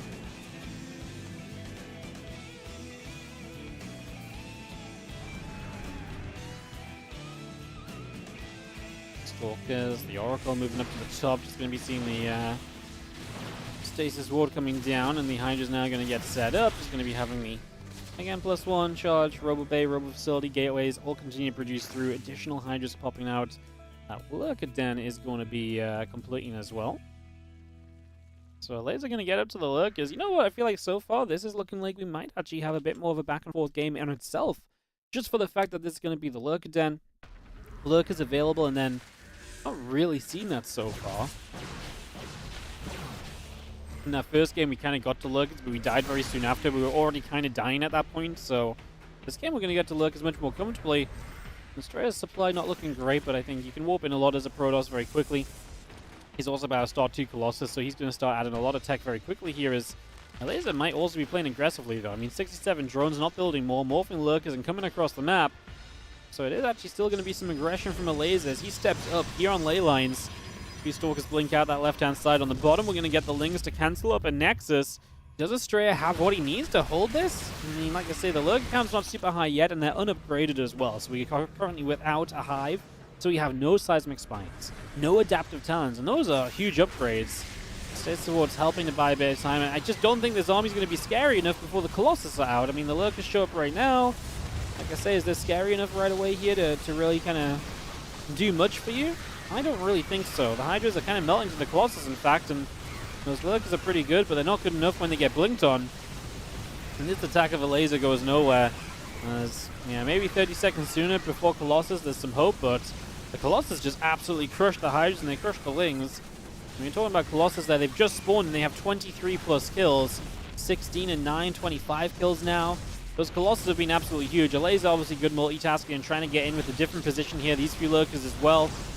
This would have been so much better if the left side army held up much better as well, right?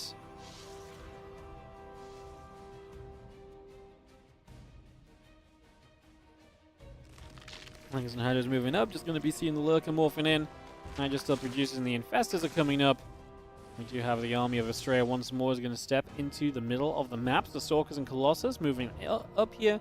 Again, a few additional Zealots coming over. The Observer and the Temple Archives coming online as well. Zergling's going to get to the bottom. Stasis Ward will catch those Zerglings. So Lings will get caught. You just see the Stalkers and the Colossus stepping through. Hydralisks can deal some more damage. A couple more Stalkers taking hits. We try and go back up this ramp, but the Lurker's going to at least provide a good defense. Makes it difficult for ASTREA to capitalize on a good fight on the other side of the map, and it will, at least for now, mean that ELAZER can stick in this game. On his way to Hive, and I guess the eventual goal is just to get some of the Lurker upgrades to at least make them a little bit better. There's not going to be a major switch up in what you're playing with. Maybe with the Hive you can add some Vipers in as well. Probably would not be a bad thing at all, considering the Colossus that are here. So that's definitely one more thing we can kind of look toward. Now Stalkers and Colossus join up. Another Stasis coming down. We knock down a couple of Changelings. Those are going to be pretty easy grabs as well. 4 Spine Crawlers on the way, Hive coming up, Hydras and Lurkers producing, drones on production. Once more, the Lurkers just turn the Stalkers the other way as the Colossus is going to fire through for some Ling Hydra. Blink up, couple Hydras go down. And a Storm, +2, our Immortals, all coming into play.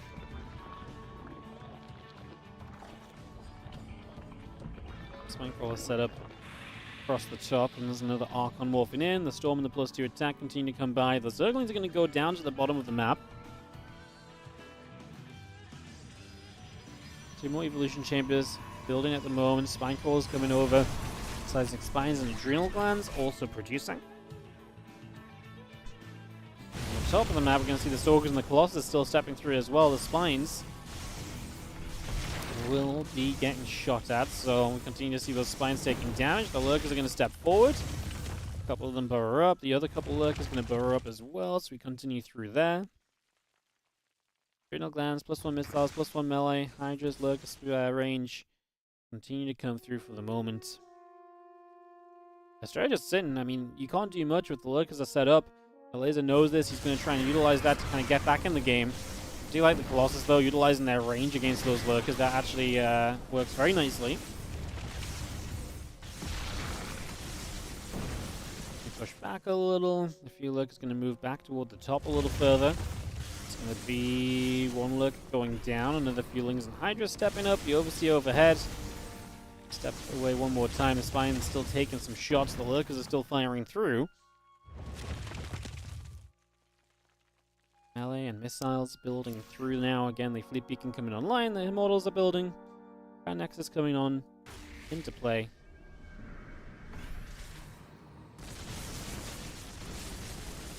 Have Lurkers just going to fire up a bit of a storm as more Lingers and Lurkers step up. The units on the bottom side of the map going to set up as well. I mean, ELAZER trying to make something happen over here, but there's just units that are going to collapse on him from actually both sides as well. So ASTREA can jump in from the left while also attacking from the bottom. The Lurkers get burrowed, and that's the moment where the Zealots should turn away, and they do. Zealots actually turn back for some Zerglings, which costs them a few more of their numbers. So ELAZER trying to stretch out to the 5th base, but as he takes a 5th, the problem becomes you get more drawn out on the map. The more drawn out you are, the more that ASTREA's army is absolutely going to be looking to take advantage of that. And you know that he is, because ASTREA is not a player that messes around, right? At the end of the day, ASTREA is absolutely the kind of guy that is going to come up and he's going to do his absolute best to make you truly as miserable as he can. A couple of those drones dropping down. Just going to be seeing the Storm coming through. The Lurkers taking hits. Just going to jump onto this hatchery as well. On the left side, the Zealot's going to still swipe. The Lings going through. The Hydras and the Lurkers going to fight. The Immortal going to try and get in position as well. You can see those Lings jumping onto that Immortal, clearing that up. Another Storm or 2 going down. Hydra Lurker getting pushed back once more. Continue chasing. Going to blink through. The Lurkers will drop, and we are going to have ASTREA breaking through this ELAZER army as he looks to put the finishing touches to the series. And a little counterattack may take down the 5th base, but you are being broken in your 3rd base, in your natural. These Colossus as well, by the way. 27 kills on both of them at the point of talking. Gonna end up 27 and 30. They've been absolute heroes. They didn't die since the early one stages. We lost one Colossus, but yeah, they've been up a long time. Pre-recall home, the damage is kind of done as ASTREA will just come back, deal with this little counter-attack, and he can just march back across the map, I think. I don't think there's any reason for him to necessarily stay at home and defend. He's done good damage, he's traded extremely well with the army, and his army is still just extremely good. Maybe he waits for the mothership to come online, just because it is going to make his army much better, so why not?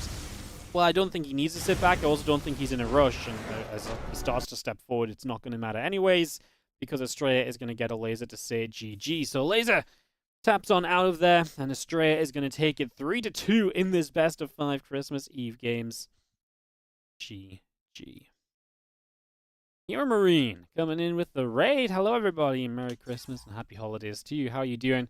Thank you so much for joining us here. We are in the WardiTV Christmas Eve games right now. Just coming out of our second best of 5 out of 4 best of 5s today, so we're slap bang in the middle of our content. Both of our series so far have gone to game 5s. We've not had any super long games. That was actually, I think, the longest game of the day you just caught the end of. But it's been some pretty fun series, obviously, going to game 5s, some back and forth matches. It's been a lot of fun so far. Coming up next, we actually have Terran action as well. Spirit is going to take to the stage, taking on HARSTEM. So we're going to get that underway very soon. And then we're going to go into Bunny versus Trap after that as well. So Bunny Trap, HARSTEM versus Spirit, all of that is still coming up. I am just going to go to a quick break. I'm going to go step downstairs.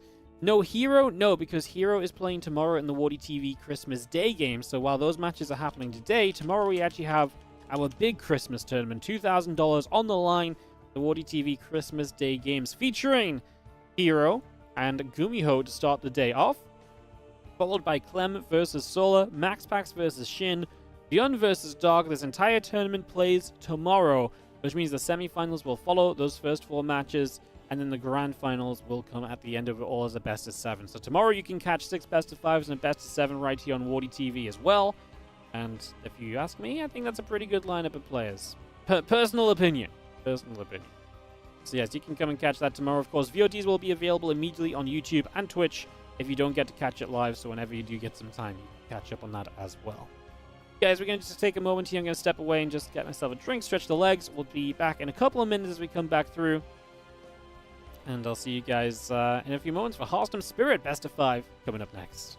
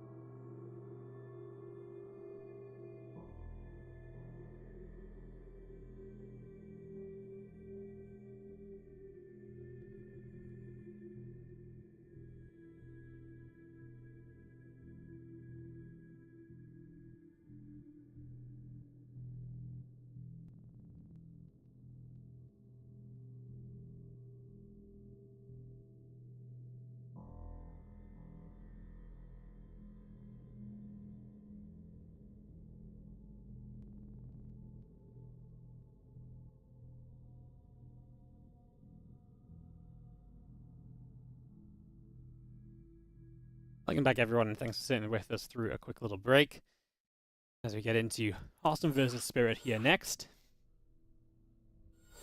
Oh, Blizzard, thank you so much for converting from a Prime sub to a Tier 1 sub. Lots of people doing that today. Thank you so much. And Jeff on the 200 bits, thanks for the games, no worries. Thank you so much for the bits. Alright. Back at it.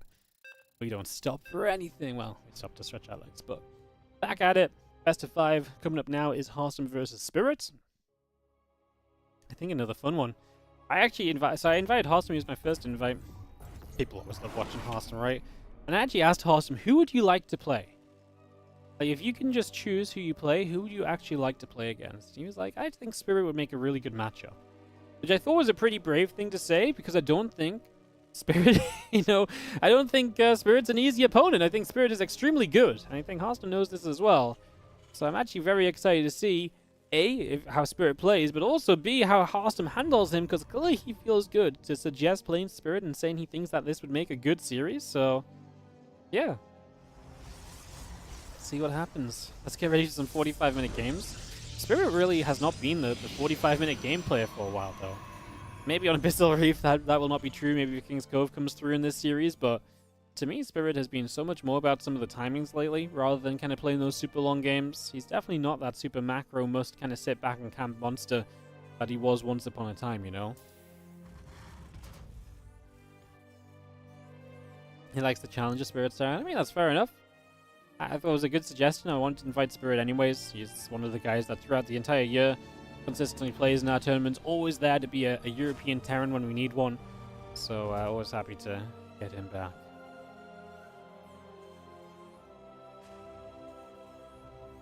I would not be against a long game, to be fair. Well, I've got places to go. I've also scheduled this out, so I do have time for some long games, and everything's been, very to schedule so far. I guess so far we've had 5-game series, which have kept us kind of on schedule rather than being ahead of schedule. The games themselves have not been super long just yet. Yo, Deplicit picked up the discount 6-month sub. Appreciate everything you do for SC2. That makes sense. Thank you so much for the 18 months on the Prime, and now into a 6-month sub. Appreciate you subscribing for 6 months. That's amazing. Yeah, I guess I completely... you know what? I do remember reading an email where it's like, by the way, there's like discounts and subs and stuff, and I just apparently did not think about that at all. And now that people are doing it, I'm like, whoa, what? Amazing. Yo, Gorkon877, thank you so much for the 5-month resub on the Prime. Appreciate it. Prime sub is not a crime. No, Twitch Prime is not a crime. In fact, it is a crime if you don't use it. If you got a Prime sub sitting there right now with no home, don't let your Prime sub be homeless for Christmas, guys. That is truly cruel. Give it a home, whether it's here, go to one of your other favorite streamers' channels, drop it there. Don't let your Prime be homeless this Christmas. How do you subscribe for more than a month with Prime? I don't think he was... I think he said because he just converted from a Prime to a Tier 1, so I imagine the Prime is his resub for this month.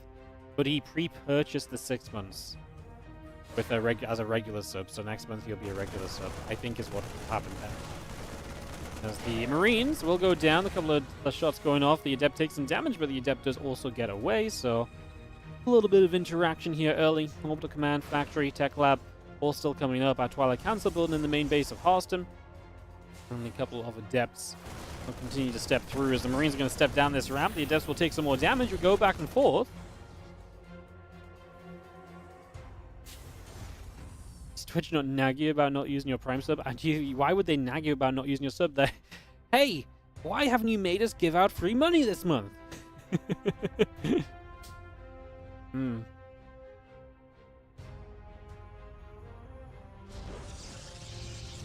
Well, a couple of gates in the Robo Facility coming through, the Blink coming online. Just going to see our starport building from Spirit as well, so we get that going. Marine moving over. And we got ourselves settled as the Robo Facility starts up from HARSTEM, gets that underway. Early game, just a little bit here and there, but nothing really too serious. We obviously are playing just the Marines from Spirit, so no Reaper to scout with. Means that some of his tech comes a little bit sooner, right? You didn't spend 50 gas on the Reaper, so that's 50 gas that goes into the factory, into a starport, a stim pack a little bit sooner. Go just a little bit further along that tech pathway than if you went with the Reaper, but then you don't have the scouting information that a Reaper would usually provide, which is usually a very safe amount of scouting information to play with. As the depth goes in, does not do much else, but does take a few more shots. But is also going to get out alive still, just continuing to fight for some information. As HARSTEM's 3 gateways are ready to warp in. The warp prism will go across the map, and we will have some stalker pressure. Probably as he takes a third base. With 3 gates, you should be expanding to a third without too much delay. Actually going to be a Marine right there that's just going to watch for that third, however, so... That's actually really nice, because all the stalkers go across the map. There's not going to be necessarily something in position immediately to defend the Marine and take the Nexus, but then he actually pulls the Marine away, which I think is a little bit sad, because I really thought that Marine was well placed to actually have an impact. It will spot the prism, so it's just looking for other information. It's not just F2'd back home, he's just looking for other bits of info. One stalker will clean it up now, as the other stalkers step forward. Here on Abyssal Reef, on the left-hand side, the medevac flies through, loaded up with Marines.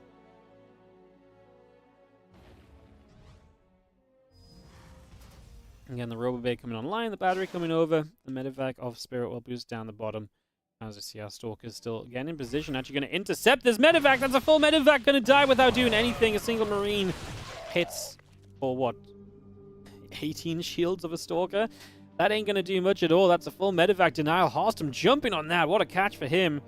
As, yeah, picking up on that movement. And that is just going to be an amazing start. As now he takes his third Nexus behind this.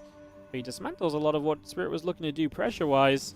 And HARSTEM puts himself into a very good place in this first game of the series.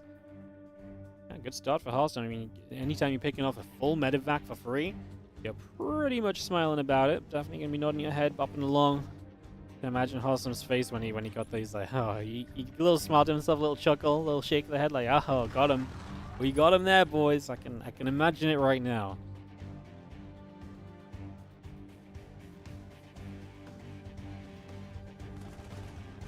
Oh, Stalker is going to get very aggressive, blinking for the tank. We are going to lose one Stalker, at least 2. Second Stalker should go down. Oh my goodness, how did it not die? This Stalker has dodged more Marine bullets than any Stalker in existence. That was crazy. I did just double checking it didn't die. It was a different Stalker or something. That Stalker surviving is huge. I mean, we get a tank. Now we're going to counterattack through, doing damage here as well. These Stalkers can recall if needed, but we've already depowered this army by killing the tank and delayed it because it turned around to chase the Stalkers that we didn't even get any extra kills on. Stalkers continue to pick off reinforcements. It's going extremely well for HARSTEM, who is going to have Spirit in position over here. It's a little bit awkward because these rocks kind of choke you up coming down the ramp. Stalker's going to blink, look for the medevac. We get rid of these Marines. We lose high ground vision, and then the siege tank on the low ground doesn't do anything else unless you scan, which at least is costing you the scan. Looks as though 2 Stalkers did end up dying as we got rid of 4 SCVs. Units finally started to come through and get some kills, rather than just getting turned around here. We try and drop up once again, but that's going to get cleaned up as well, and we're just keeping the medevac there for high ground vision more than anything else. HARSTEM continues to shut Spirit down. He's going to move down this ramp now, of course. We've not reinforced this as Spirit because, as you've seen, he's been busy. HARSTEM going to kill absolutely everything with no issue. 1 medevac and 2 Marines get away from this, but this has been a stellar start from our Dutch Protoss. He was going to be, yeah, putting himself into a great position.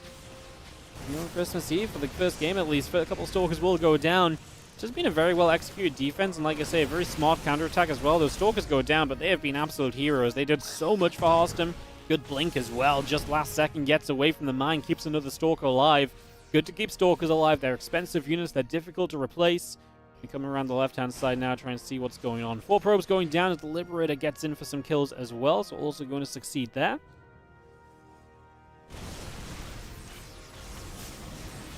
We just started to put some pressure on 2 Colossus with no Vikings against them. Are going to be very scary as long as you protect them well from the Marauders.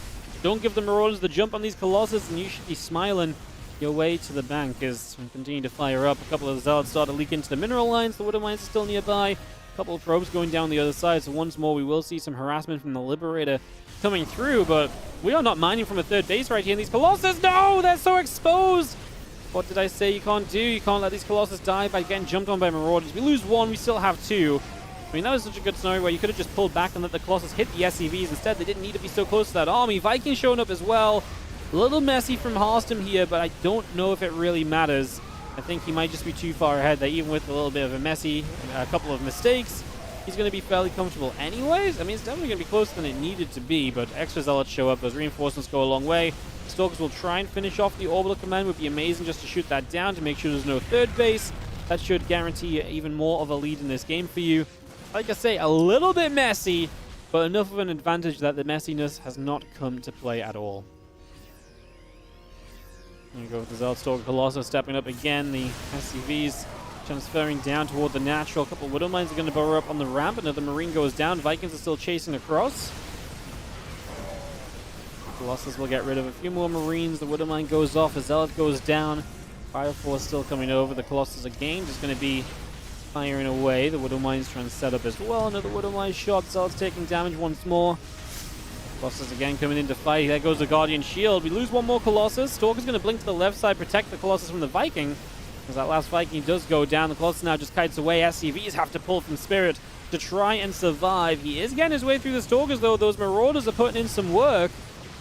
Colossus just gets back to the prison where it will live. And we obviously get a reinforcement wave of Warpins coming through there, too. A couple low HP Medevac's going to be easy targets. In fact, they're going to start going down pretty quickly. Both go down immediately. The Prism does no anti-air to really get rid of it, super quickly, so it will live until the very end where the Colossus gets out anyways. But it saved the Colossus a couple of times. It lived long enough to let that Colossus survive, right? As now Spirit is down 50 supply, and HARSTEM should be able to look for a GG with this push into the natural. I think he's right to keep on pushing. He's got 4 bases back at home, +2 and +1 on the way. Currently down on upgrades, but that's obviously not mattered so far. He's going to pause the second. I don't think he needs to wait all the way until the Prism shows up, but at the same time, I guess play it a little safe. Maybe the reason to keep on pressuring is just in case this happens, because if Spirit goes across the map with some drops, it at least gives Spirit an opportunity. I'm not saying this is going to work for Spirit. I'm not saying it's going to be good enough, but it gives him an opportunity at least to maybe make something happen. As apparently there's a quick pause whenever these guys played, but that's going to be quickly resolved as HARSTEM. I mean, nice thing for us watching replays, so we don't have to deal with that, really. We just see it pop up. As the battle units still chase forward, a couple Stalkers and the Zealots come over. And Colossus will continue to get on the go. The Stalkers get underneath. The Medevacs will go down. The Zealots continue to charge through, and GG is called. HARSTEM takes the first map of this best of 5. HARSTEM opening up the day with a Game 1 victory. Nice. Check HARSTEM out, guys. How about that?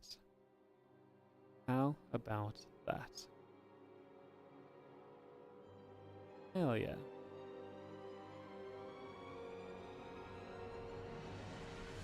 Alright, HARSTEM taking the first game. I think that's actually just very fun. As we will head to a game 2 in just a couple of moments, so we'll get that ready to rumble. Going to be going into Amygdala for our second map. Let me just make sure the ads are all okay everywhere. I think just a 30-second ad should be good. Perfect.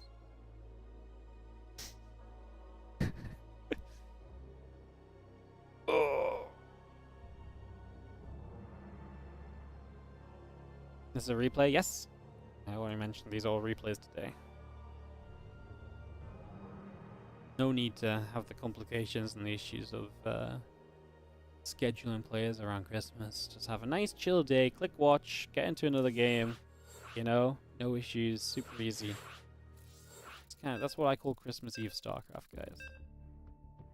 Super chill. Super chill. Alright, countdown done. Amygdala loading as we get into map number 2 here. This was a game, number 1, where obviously HARSTEM took control super early, shut down that first full medevac, got himself a good defense, and really just, refused to let go of the advantage. He did the right things to to make it work. Spirit will obviously be looking to not lose a full medevac of Marines this time, I imagine. I would think that that's a pretty big goal of his going into this game number 2. As we have the commencing in the bottom left, belonging to our blue Terran player Spirit from Poland, of course, taking on the orange Protoss in the top right from the Netherlands, from the Shopify Rebellion, HARSTEM.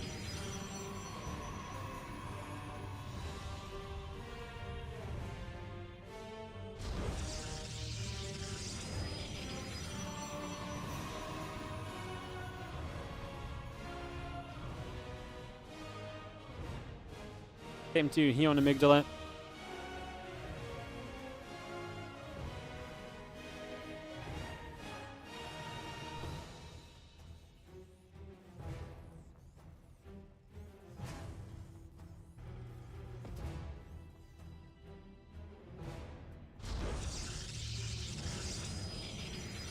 Nexus is going to start up. Our gateway and our barracks both on the way from HARSTEM and Spirit at the moment, so we get those both rolling out. STV producing through Marine and the Orbital Command coming up and online as well. And again, that Cybercore continuing in as the probe goes to the bottom of the map here for a few moments. Get that underway.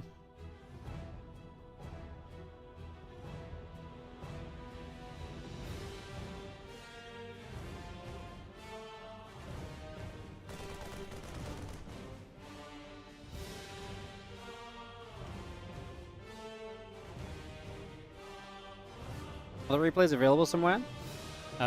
These replays will go out in our next replay pack, which will be ASAP, basically next few days. Replay pack is literally on my top of my to-do list. Whenever I get a few minutes on my PC, I'm not streaming or organizing a tournament, there will be a replay pack. It will go out on the Discord in the subscribers channel. So coming very, very soon. I promise. As our Nexus finishes up, we're just going to be seeing the Stalker of HARSTEM will begin to move onto the map at Twilight Council building. Peaceful first 2.5 minutes. Especially, I mean, when a game where once again there's no Reaper, so we're not even seeing the Reaper harass. It really is very peaceful, specifically for PvT.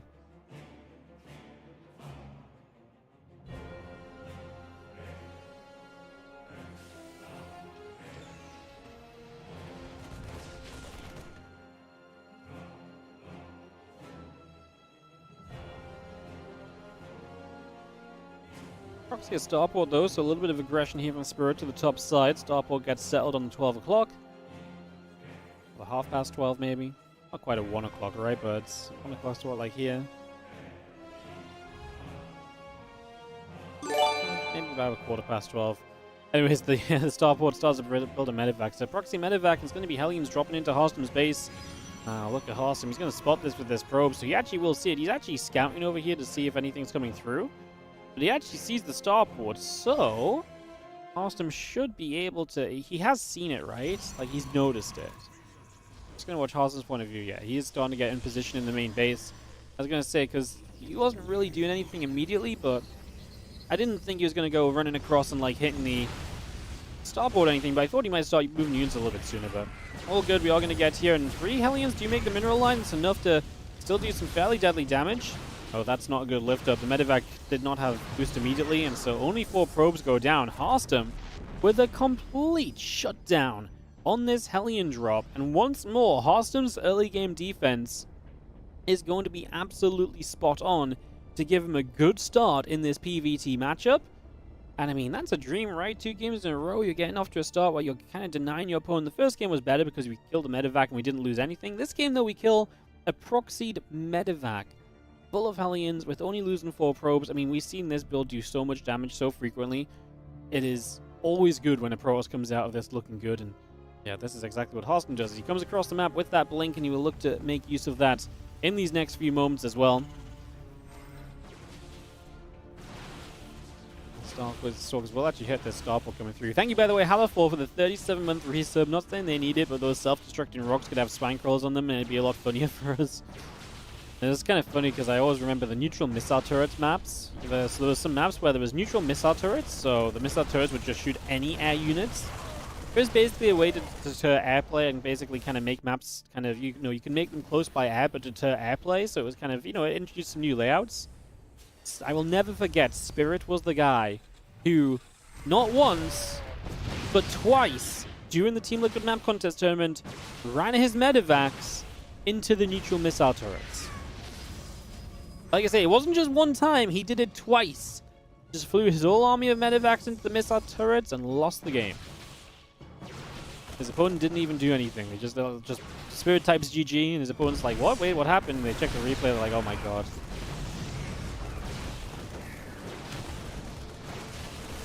What's going to be seen on Marines and Marauders fighting these Stalkers. We kind of blink back in the corner. A few more Stalkers warping in. I mean, this is a Spirit who's obviously been hindered by the fact he built 4 Hellions and a medevac, and he killed 4 probes with it.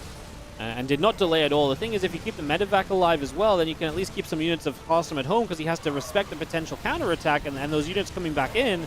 In this case, HARSTEM can just fully focus on the attack across the map. Micro, a little bit imperfect here as we lose a few more of the Stalkers, but we have a warp and we will win out. It's not going to be too much of an issue, as we'll actually get here to start taking down Stim if we want it. Actually, going to take down a few more SCVs, get back on the Marauder. At this point, I don't think Spirit ever sees enough units to clean up these Stalkers. And that means that HARSTEM is going to be looking very, very good to take a 2-0 lead in this best of 5. Again, just off the back of some very good defensive plays initially. And so it's going to go top, another wooden line, Stalker dodges, one good micro. We did let Stimpack and Combat Shield to finish, but like I say, upgrades don't matter when you basically don't have enough units to make use of them.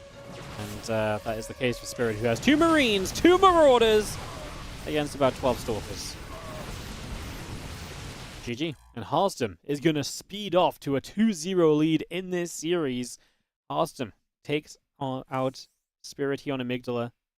A 2-0 lead. Alright. HARSTEM showing up and looking good, especially, I think, is the main note here. As he comes in and he fires up a storm of aggression there.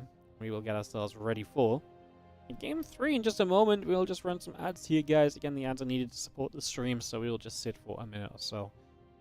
These tournaments do not grow on trees. We don't just pick one off and throw thousands of dollars of money at players. We actually have to somehow cultivate it. I mean, maybe it is a tree. We grow it, but the soil is ad revenue and subscriptions. Maybe.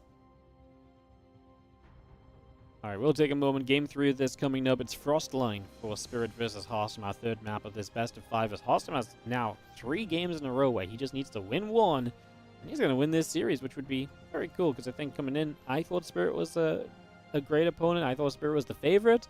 I thought it was very brave, like I said, when I asked HARSTEM who he'd like to play, and he said, I want to play Spirit. And we're like, you know what, that's perfect for me.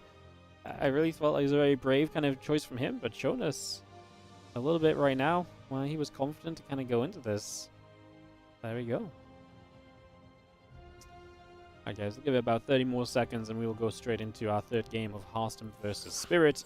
Crossline our map. And kind of hoping Spirit brings it back again, because we've had 2 5-game series so far. I'm not saying I want to see 5 games necessarily, that might be a bit greedy, but I'd love to see a not 3-0, you know? A not 3-0 would be nice. Maybe that is too much to ask for. I guess we'll find out very soon. And Spirit just not getting enough done on his initial aggression, and definitely getting put behind very quickly in these games. Let's go here on Frostline. So we have our Christmas Eve game action continuing through again. Hope you're all having a wonderful day. Hope your Christmas holidays are going the way you want them to. And if they're not, well, sit back, relax, and watch some StarCraft 2, as we've got our third map of the day coming up right here. Our third map of the series, and our third series of the day coming up right here. In the bottom left-hand corner, our blue Terran player is Spirit, taking on the orange Protoss. In the top right-hand side, we have HARSTEM. Eon Blue, my man, thank you so much for subscribing for 6 months in advance. Thank you so much for taking advantage of that deal.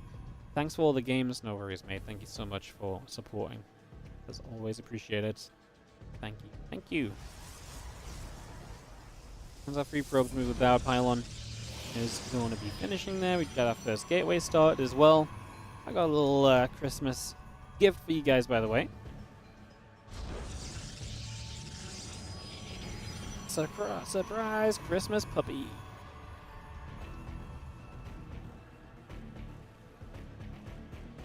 Ellie, she always looks so sad on stream. It looks like she's being punished for, like, being here, you know? There you go. There you go. Give you a head scratch. Is that okay? You like that?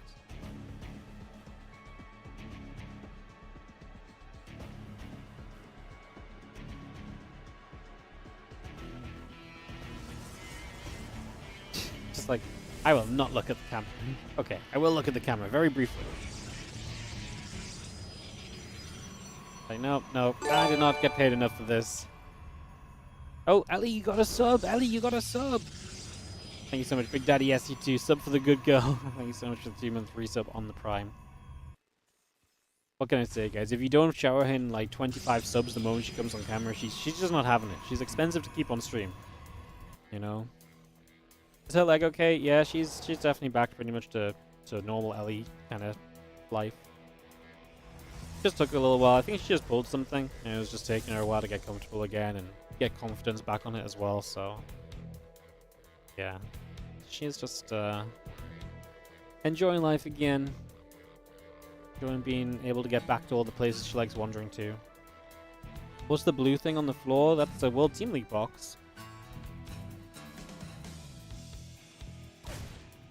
which had some World Team League stuff in, which we opened a while ago on stream. Apparently I've not put it away yet. My room is a complete mess. I'm waiting for after Christmas to get sorted out. Yeah. I, basically, like, my room's a mess, but I'm like, right now, like, the tree's up and everything as well, so I'm like, you know what, if I can just get the tree down, and I can just tidy the whole room at once, I'm going to be so satisfied, so I'm waiting for the post-Christmas dopamine hit of tidying the entire room, basically. I'm very ready, because that's kind of stressing me out how messy my room is. Blink coming up, Stalker on the way, a couple of probes coming over, Starport, Reapers, and a Hellion all producing as our units are going to rally out toward the middle of the map here. So just going to get that up and running. Warp Gate and the Blink continuing through as well.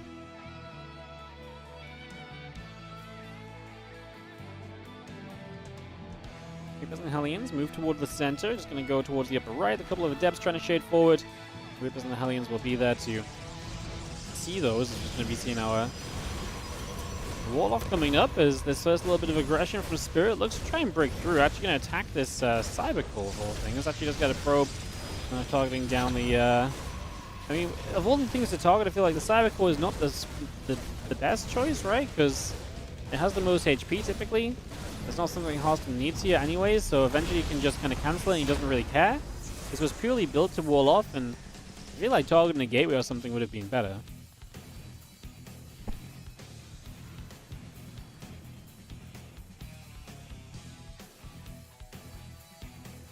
Well, coming up, Banshee is coming through, the couple Marines are coming over. So got our Stalkers on the right side, the Medevac coming over as well, just going to be heading to the top. So that is going to be Spirit moving into position to the upper right in the next few moments. There's a couple of Adepts here that spot this though, so HARSTEM sees this drop moving into position. Can he get in place in time to defend it? No blink just yet, but yeah, the Stalkers are going to move up nicely. Try and target down the Widowmine before Burrows gets it. And that's a very good start as the Medevac does a boost away back up through the top. Siege Tank, Banshee, Marine all continue to produce on through. The Reaper on the natural trying to get a little bit more done as we are going to blink forward with those Stalkers, clean that Reaper out. That will go down as the Stalkers get back to the main base. And the Medevac continues to retreat away. A bunker coming up from Spirit. Banshee Tank, Marine and Cloak coming online. Probes and an Observer building as well. And our Stalkers will warp in beneath that prism, so getting in beneath the prism, we're going to step up.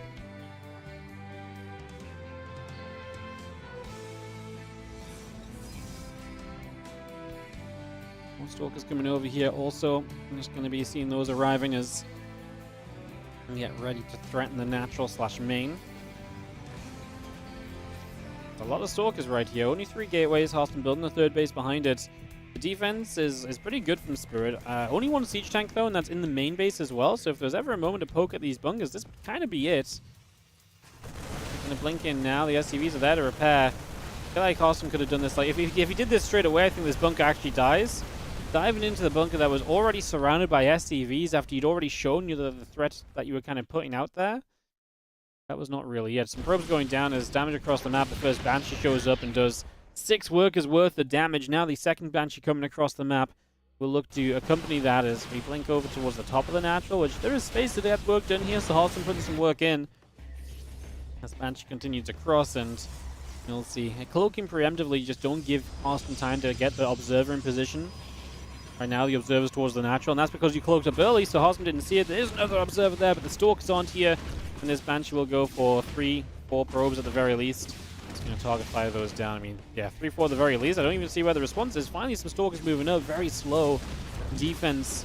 Maybe 7 workers, and the Banshee will hide in the corner, which obviously keeps some of HARSTEM's units back at home. Having to wait to deal with that eventually is not fun. Same to the kind of like same idea as the Widowmine drop we've been talking about in some of the earlier TVPs. Spirit definitely controlling this one much more comfortably, right? I mean, he is now moving up with another drop of his own. The Stalkers have not found much at all over here. Double Tank is going to keep his tech labs and upgrades very safe. Maybe the factory and the reactor is in a little bit of trouble. I think that's the most dangerous thing here for Spirit is. These Marines have unloaded, and they're just going to walk into the third base. These few probes will not be able to run anywhere fast enough. HARSTEM didn't see it coming. No preemptive pull. 5 probes go down. Yeah, he blinks into the main. Like I said, the factory and the reactor are the most exposed, and we actually might lose the factory.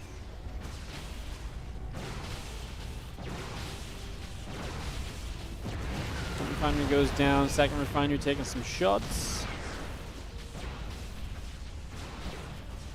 7 probes going down once again as once we saw the Marines getting some of the work done. The Banshee came back in, killed a Stalker. Now we're going to see these Marines dropping in, just going to target fire probes. If we force a recall, I mean, it is just not going well at all here for HARSTEM as he takes so much damage. He got a few SCVs, but it's not comparable to the damage being taken. His third base is inoperable right now. He actually lost both the pylons that were here too, so they also went down. He's pretty much next to being supply blocked right now.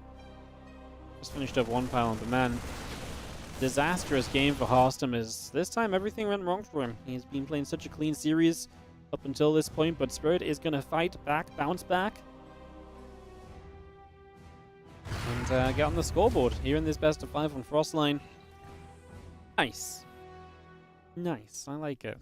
Our Stalkers in the Prism going back up to the bottom again.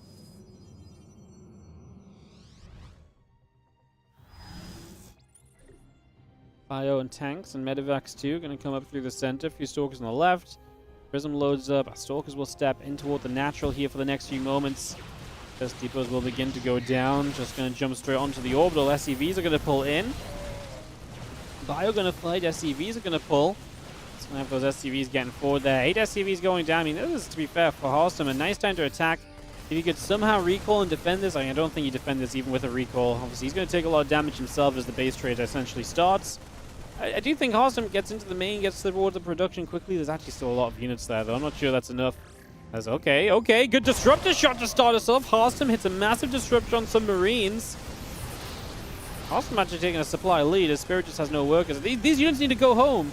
No. Another disruptor shot was pretty good, but the tanks kill the disruptor as well. That's probably the last disruptor shot we see. I'd be surprised if that robo lives long enough. HARSTEM needed, honestly, with the disruptor shots over here, I actually think if he just recalled his units that were on the natural, oh my goodness, can you imagine he actually just recalls these units instead of trying to push into the main? I feel like there's a chance. I feel like there's actually a chance if he does that. But obviously he does not do that in the situation. Gets a little carried away. Tough to judge that. Obviously he didn't know preemptively he was going to get some big disruptor shots either, but yeah, maybe he still just dies to the numbers, but it would have been a better looking attempt than what we saw as Spirit does step back in this series. So we are going to have at least 4 games of the best of 5. No 3-0 just yet, as we'll head into ley lines for map number 4. So HARSTEM losing a map here, still in control of the series. Can he keep control with ley lines coming up?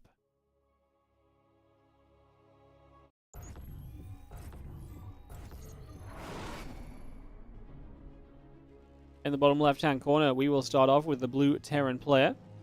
This is Spirit.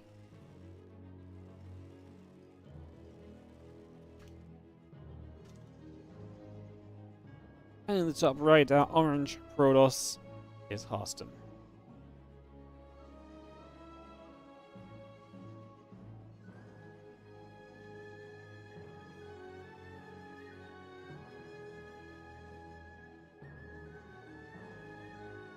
HARSTEM is going to come through with an immediate pylon toward the front, the SCV.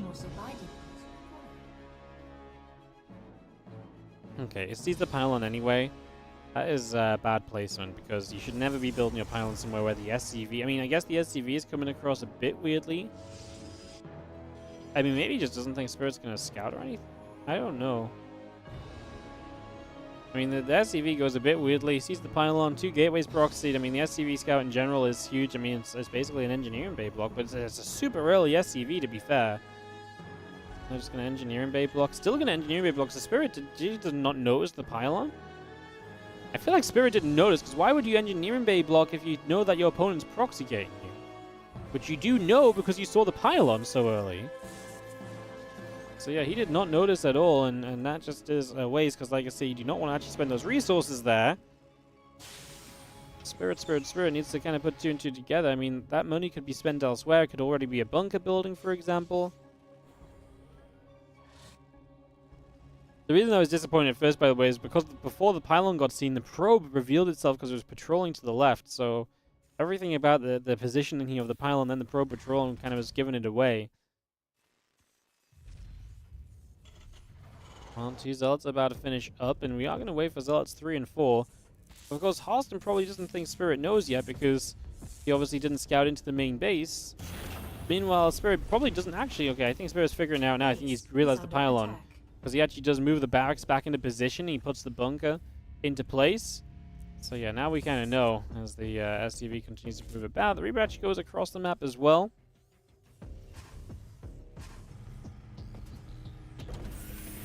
Couple depots going to raise up. Just going to be seen our Stalkers in production. The Zealots will get to work. The Marines sitting behind the depot just going to load into the bunker as well. And the Zealots continue to swipe their way through those supply depots for now as the barracks continue to crank out another Marine. Across the map, Reaper just going to go poking through. Probes will continue to drop.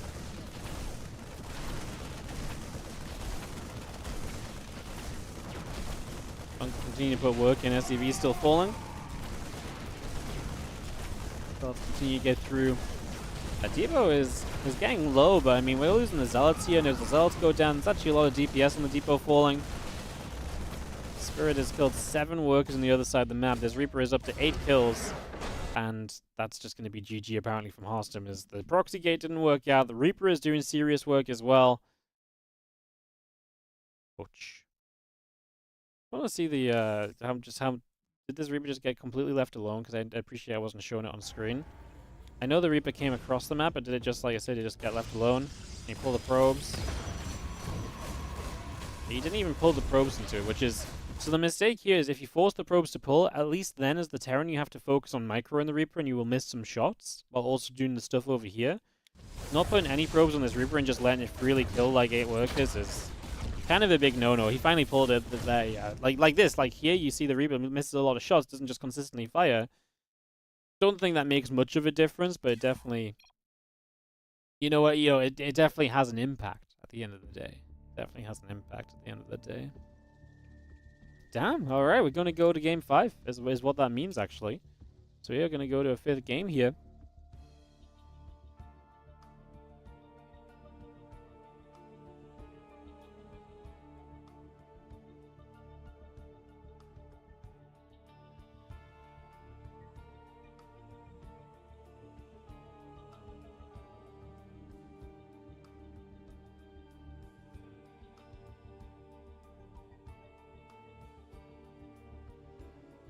Alright, we're going to take a couple of seconds. Let's just, I actually think load this up. I don't think we need to... I guess I'll drop the 1 minute of ads in.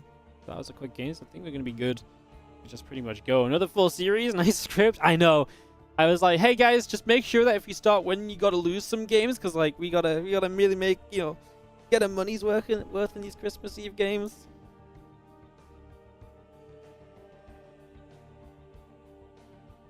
Oh, sorry, stretch out a bit. I was going to go to El Dorado. I think we can actually just start. I only ran a short set of ads. Let's do it as we kick into game 5. 3 series, game 5. I'll take it. These actually have been great fun. You know what it is? Like, we still haven't had like super long matches. It's just been fun matches though, Definitely like back and forth. HARSTEM takes 2 a lead. Spirit bounces back very strongly. And now in the bottom left, our blue Terran player with all the momentum on his side, it is Spirit. As in the bottom right, our orange Protoss is HARSTEM.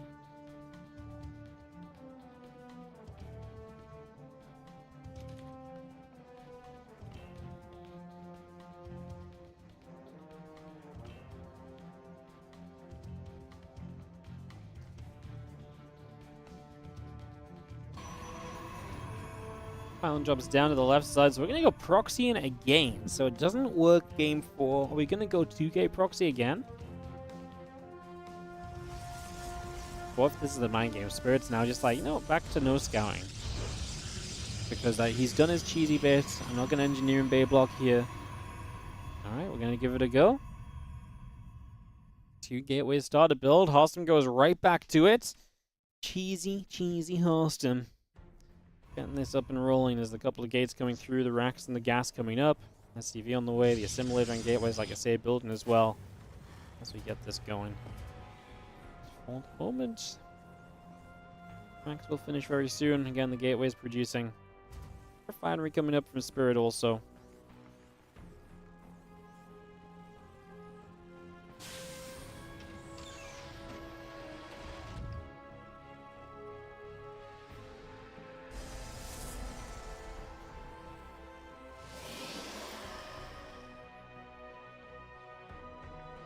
I mean, this is the dream situation, right? Your opponent goes no Reaper, no SCV Scout, has no idea of what's happening.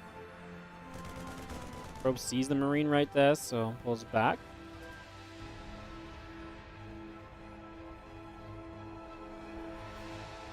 Two more Zealots on the way here from HARSTEM. Just going to crank those out. The Marine still moving about. Cybercore coming up from HARSTEM as well. The Marine's actually going to spot the gates, so now HARSTEM has to go. He was trying to wait for 4 Zealots. See, we'll just have to go with 2.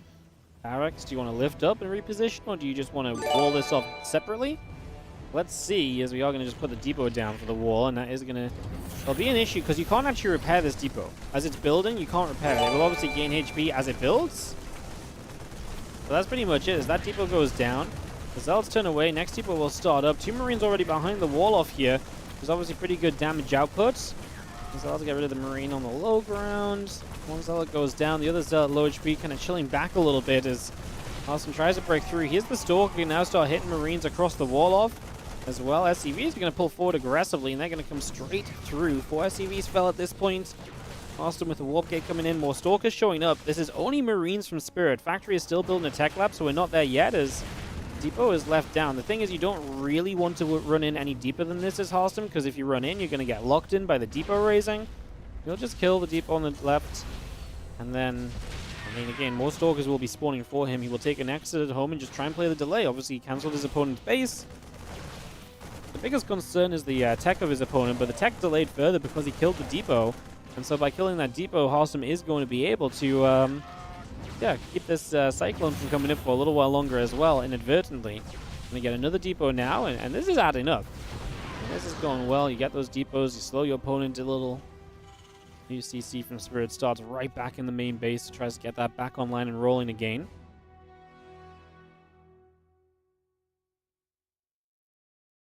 And it gives me a moment to say thank you so much to Jeff for the 5 gifted subs and the +1 as well. So 6 in total to Mr. Spoon Live, Quantum Sleep, SC Dezo, Shadin Goyen, Benand, and Amond Lish 25. Thank you so much for the 5 +1.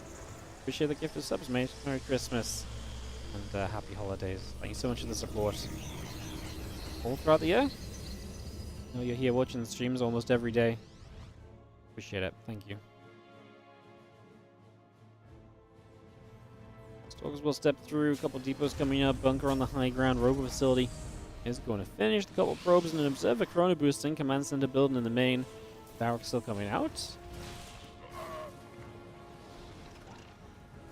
Stalker step up. Bunker is going to be bad defensively. Probes going down the other side as well, as you just have the Cyclone actually doing very well. The Stalker's recall to try and deal with this Cyclone. Cyclone will go down. There we go.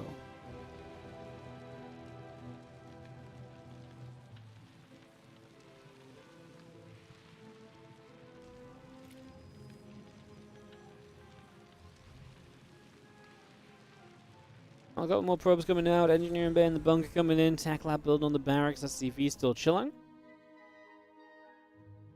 Couple of warp gates coming online. The CC will move to the natural.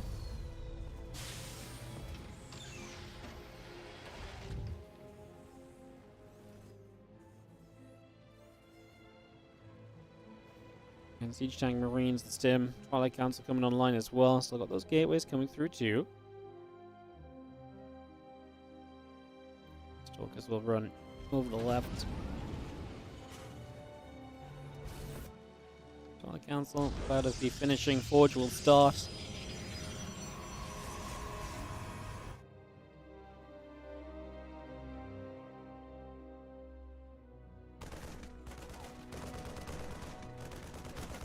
We're just going to go pinging. Just going to be having the island taking some damage. Going to be seeing a few stalkers hanging about. I mean, obviously we keep these gates alive. That is your production right now, so HARSTEM would like to have those. This game is going to completely settle down.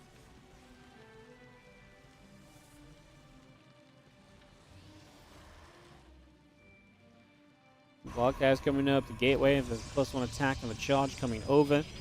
Just having an observer flying over to the left-hand side, another depot getting put in place there. Temple archives coming through. And again, those gates coming up as well. Let's just see the observer. It's going to get turned around from the front.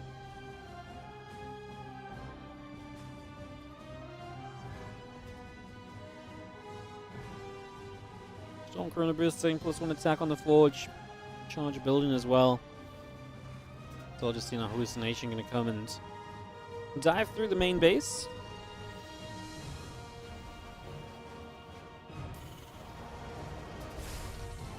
Fuel drops down. Again, a couple gates hanging about. Storm +1 in charge. You come over. Marine going to get underneath that observer as well. Just going to fling itself straight through there. Some Marine step up, just going to be coming over, and that is going to be the pylon getting jumped on, so we're going to get rid of this pylon over the next few moments as well, so that will go down.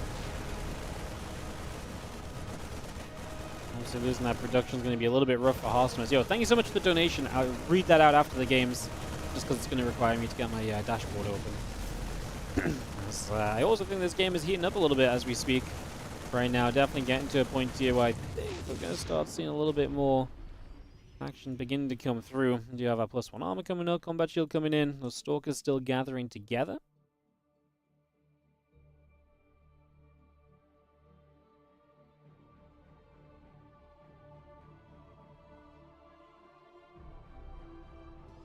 The stalkers gather up. We'll have our again, a couple of gates coming over, more units gathering. Here comes the army of Spirit through the center.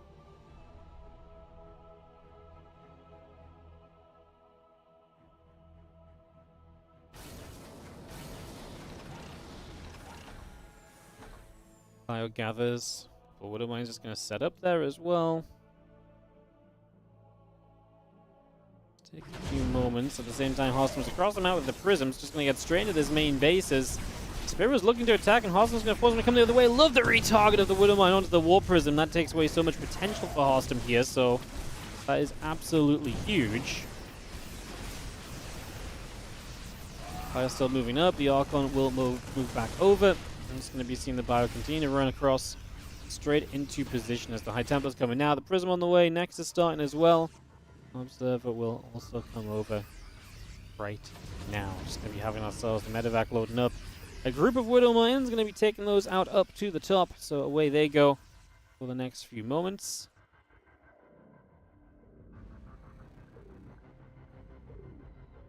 Medevac will try and do something. Nice little attack in from HARSTEM. Like I say, really pulling Spirit back, if nothing else, is a big plus, a major positive.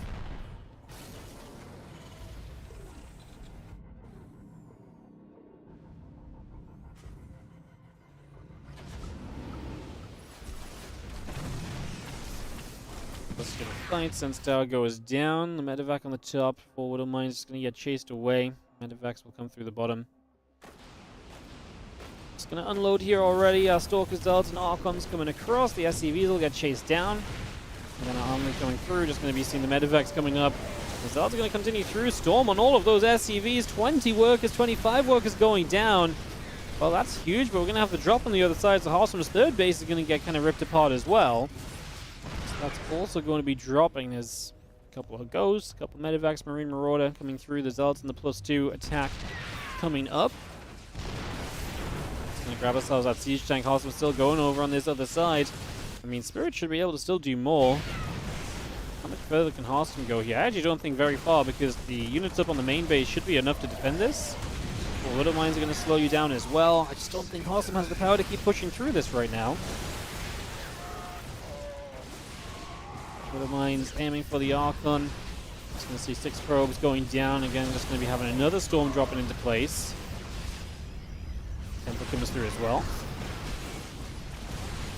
As our bio steps up, Stalkers will be going down. The Prism is going to be targeted. That will fall. Stalkers go down. Harstem's army is melting, and Harstem's game is melted away for him. GG. Spirit takes a 3-2. Reverse sweep. Today's really got it all. 5-game series, a reverse sweep included in one of them. Damn. Harstem's here's next. Yes, Spirit coming back in this. GG's.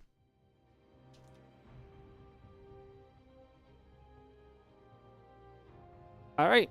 Harstem drops. Spirit prevails. And that is going to be another matchup rounded out for us, guys.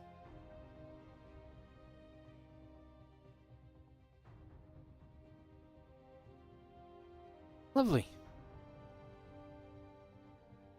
Alright, so we are going to go into one more series. I can't believe we're already at the final match of the day. So we'll get into this in just a moment as we're going to be going into Bunny versus Trap. I do have some ads to run. Just before I run them, thank you so much to Mustack with the £8 donation. Harstem has terrible aim. Those warp gates aren't anywhere near his pace.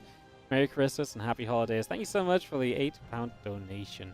Also, a special thank you because you made me open up my Stream Elements, and apparently I have like 7 different sponsorships I can do on Stream Elements, which I've not had available for ages. It's actually been like a year since I got a Stream Elements sponsorship, so I can now do all of those and make a bunch of money so that we can do even more.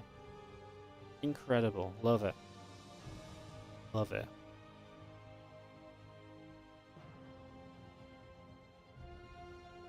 Perfect. Maybe January is the month of sponsors. Alright, alright.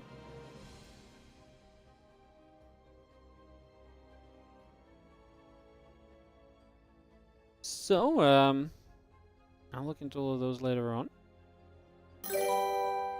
Yo, thank you so much. I'm just running some ads as well, but thank you so much, Dustin's Place, for the 1,000 bits. Here's to the big guy himself, the Grinch. Appreciate 1,000 bits, mate. Thank you very much. This is why you donate to help with quality control. Nice. Yeah, that's actually crazy. Like, there's literally like 7 sponsorships. If we do all of those, we are going to be making some StarCraft content. Hell yeah. Love it. LOVE it. I wonder if I actually have an email about those. Usually they email me.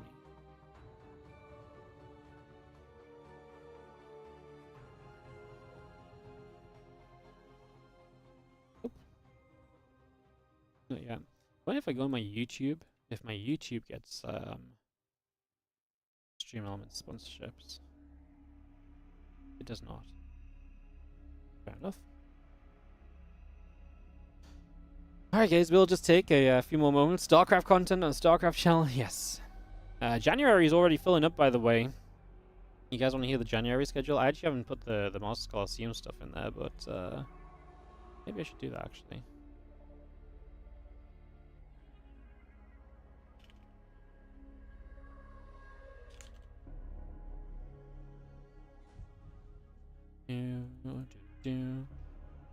Masters Coliseum is the 4th and the 5th, 10th, 11th, 12th, 11th, 12th. Okay.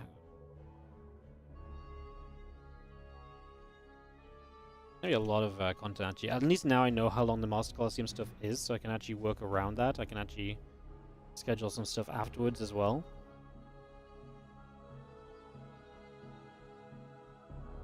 And 17, 18, 19. But I'm not here 17, 18, 19. Yeah, so I actually missed the final weekend of Master Coliseum, but I think I'm just going to catch up with that later. And catch those games at a later point, because it'll probably be better if I just do all of them at once. Cool. Alright, let's go into Bunny vs. Trap, guys. I'm just buying a few moments. Again, I appreciate you all tuning in today. Hope you are enjoying the games. I'm just killing some time while we wait for ads, but that's pretty much through. I'm going to go to King's Cove for the very first time today in the start of this series. As your Robothari, thank you so much for the 100 bits. Happy holidays right back at you. Hope you're doing great. Always good to see you in the chat. Thank you so much for the bits, mate. As we dive into this one. King's Cove. Bunny Trap best of 5. Our last best of 5 of the day. Our last series of the day, guys. Let's hope for a good one. We've had fucking game series all day. Can Bunny and Trap make it 4 out of 4 in that regard? Or are we going to see something a little different finally prevail? As we have in the bottom right-hand side. The red Terran player. This is Bunny. Bunny, bunny, bunny, bunny, bunny. Show me the bunny. In the top left, we are going to see our Blue Protoss player Trap. I love this series as well. Bunny's just returned. He took a break after EWC. He just returned, kind of coming up to Master Coliseum and so on. And now we have him kind of back and playing some good StarCraft 2. I've been trying to catch as many of his games as I can because it's cool to see him playing again. And of course, Trap has been one of the great returns from the military this year. It's a really cool matchup as well. I really like this one as we get ourselves up and rolling into it. Bunny, but it's not Easter yet. Yeah, it's the wrong holiday for Bunny, but you know, sometimes the you know, the holiday festive people get the wrong dates. Okay, I do. I'll shut up. Simulator coming up. Coming on in. As we get this final best of 5. We're rolling here. King's Cove, like I say, first time we've seen the map today.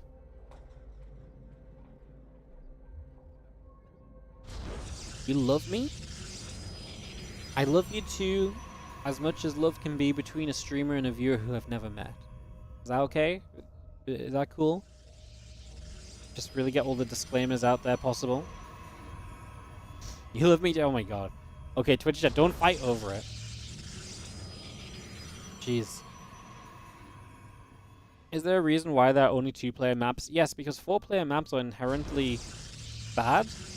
Because the rotational symmetry will pretty much always give one player an advantage. Or it adds randomness to the scouting.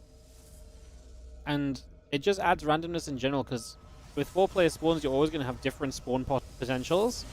Which means that a map is good or bad for you based on the RNG of the spawn. StarCraft 2 is a very solid game, which is very well figured out. Adding randomness like that into maps is just unnecessary. It makes for overall a worse experience because StarCraft 2 excels at being exceptionally good at being figured out, right? So in my eyes, at least, it's much worse to add 4-player maps for the sake of, let's make a 4-player map because we don't have any! Because to me, it just adds randomness, and randomness makes more bad games than it makes good games. So yes, anything we can do to reduce RNG, I think, is a big plus. Personally, I mean, that's not the opinion of everyone, so... If it comes about, just going to have ourselves the Stargate building on the side of Trap. So we're going to see some Stargate PvT. We haven't really seen much of that. It's been very blink heavy. Obviously, we saw Nightmare play that one Stargate opener against Cure. That was a disaster.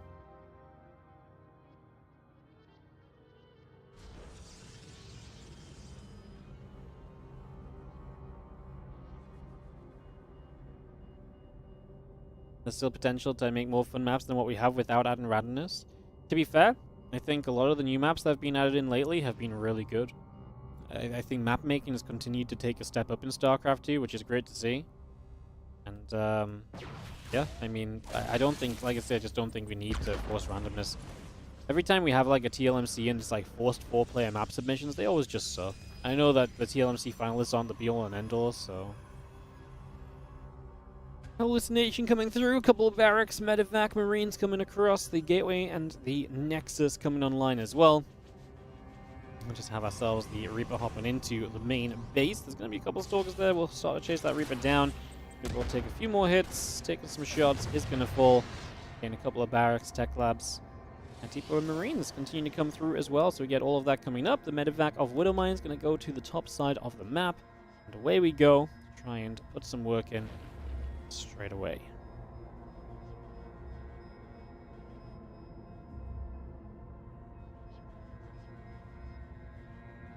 So yeah, 3 Widow Mines on the medevac coming up to the top. Gateway assimilators getting into position as well. That medevac still coming through. Widow Mines will begin to burrow up, so just going to get those settled. As we do not commit into the base just yet, so obviously this is a Stargate opening. If you commit with the medevac and the Widow Mines, you could just be asking for trouble. Widow Mines right there have potential to catch Phoenix. If that happens, would be crazy. The Phoenix are currently just skating around the edges, though. Scouting for the medevac, not going to find it. Medevac actually moves back up a little bit. The medevac almost wants to be found, so it can be like, oh shit, let's try and dive in, and then you lead them into the Widow Mines, right? And Medevac is going to be found, and then Medevac's going to boost. He's just going to run for it. Trap is not paying attention. Oh, he gets the split off, but he's still going to lose a Phoenix. The split is good because if you don't split them, the splash damage means that 2 mines get both Phoenix. Now a 3rd mine had to fire, and only 1 Phoenix went down. This is still going to be a cleanup, although the Marines are about to show up. And that's another Phoenix going down because the Marines get there. Bunny killing off Phoenix early in this game. Damn. All right, Bunny off to a pretty hot start. I love that, actually, for him. That's a pretty fun way of getting things going. It's Stimpak, Combat Shield, +1 attack. All of those upgrades continue through into play right here. Marine Marauder, Medevac building on the side of Bunny. And yeah, his upgrades are going to be done soon. Scary for Trap, because losing Phoenix count early in the game does negate a lot of what you're playing with. A lot of the safety that you look for, and a lot of the power that you're meant to get from those Phoenix. That's a Widow Mine that's going to kill another Phoenix after some Marines had already done some damage to soften it up. The buy on the mine still gathering together. Again, sentries coming through, the armor upgrade, the charge. 5 additional gateways building here from Trap as well. So just getting all of those gates up and rolling. As the Marines will be there, Phoenix will take a few more shots. And we continue to head to the top of the map as again charge, +1 armor, Phoenix and gates. All coming online for now as it commences into drops on the 3rd.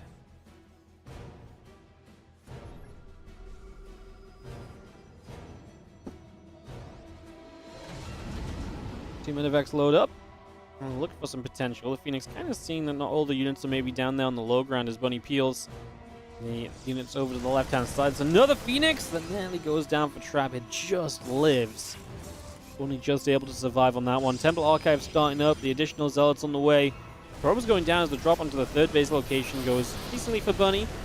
He's going to be seeing Marines coming in from the bottom side as well. Turns this into a flank as the units try and play defense. A lot of units out of position. Now the whole army is on the high ground and will use the 3rd base to make it difficult to engage into. The Phoenix are melting. The Guardian Shield pops up. I don't know if there's enough Zealots to really kind of contest this at all. As you can see, you're having a bad time. A couple of Widow Mines still not even fired out onto the bottom right as well, which is just pain. And Trap says GG as Bunny melts away his forces and Bunny gets the better of the Trap in this opening map. Bunny ferocious because he comes in at the start, he fires up an absolute storm, and he just keeps going, right? Like, he gets a couple Phoenix, he gets another one, and he just says, oh cool, I've got momentum, let me be the dangerous Terran that I know I can be. And he does exactly that, looking amazing as he attacks through. GG's. And that is going to be Bunny taking our first map of the final series of our day. We're heading into game number 2 of this in just a few moments. Going to be heading into El Dorado for our 2nd map. All right, all right.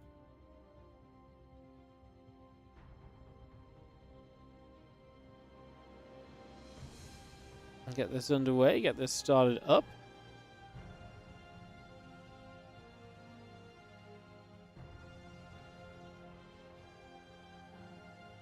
Let's kick this off. Let's go into game number 2, which is going to be El Dorado. Let's get this one underway. So let's start this one. Get this going.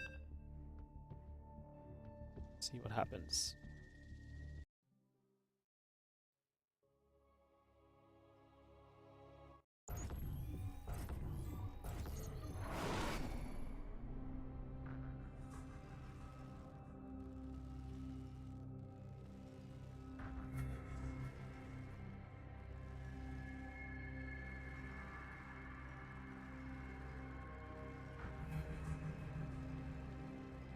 In the bottom right-hand side, we're going to have ourselves the red Terran player, excuse me.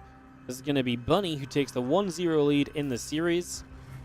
He is up against the blue Protoss in the bottom left corner. We have Trap for game 2 of this best of 5. And away we go. Hello, everybody. How are we doing? So good to see you all. Thank you for joining us. Yeah, so good to have you guys with us for some Christmas Eve games. Do not forget, tomorrow the Christmas Day games will be coming around. Tomorrow you can watch a full tournament, 8-player single elimination, best of 5s into best of 7 grand finals. Gumiho versus Hero, Clem versus Solar, Shin versus Max Pax, and of course, Bjorn versus Dark as well. Great set of games tomorrow in the WardiTV Christmas Day games. That will be starting up about 21 hours from now or thereabouts. Make sure you tune in for that. For 6 best of 5s and a best of 7, 8-ish hours of StarCraft 2 content coming your way. It's going to be an absolute blast. I promise you that. Barracks starts up, a Reaper will begin the orbital command building through from Bunny, as the cybernetics core from Trap will get going as well. The probe now down onto the low ground, and a couple of SCVs will try to chase that probe over for a moment.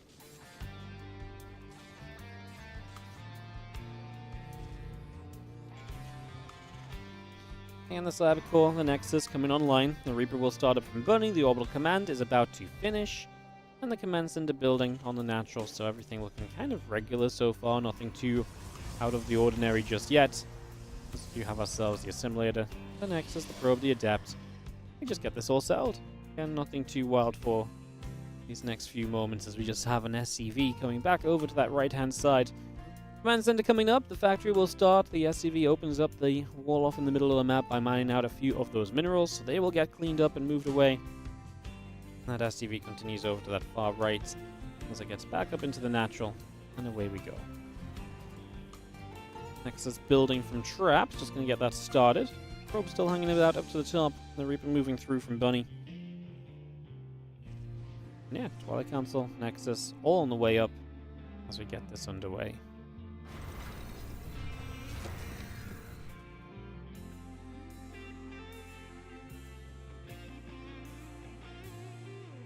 Reaper moves around the bottom side again. The Twilight Council continues to come into play. Let's have ourselves the probes, the Stalker, the Warp Gate, all continuing online.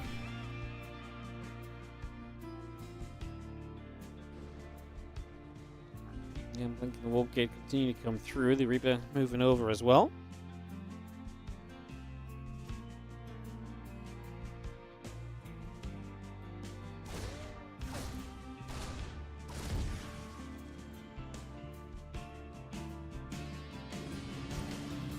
And Blink about to come up, and the Warp Gate's still coming through. That Robo Facility starts up from Trap as well, so we get that going. Again, just going to see our Adept continue to make a move through the middle of the map. To the top left, our Reaper is going to move over as well.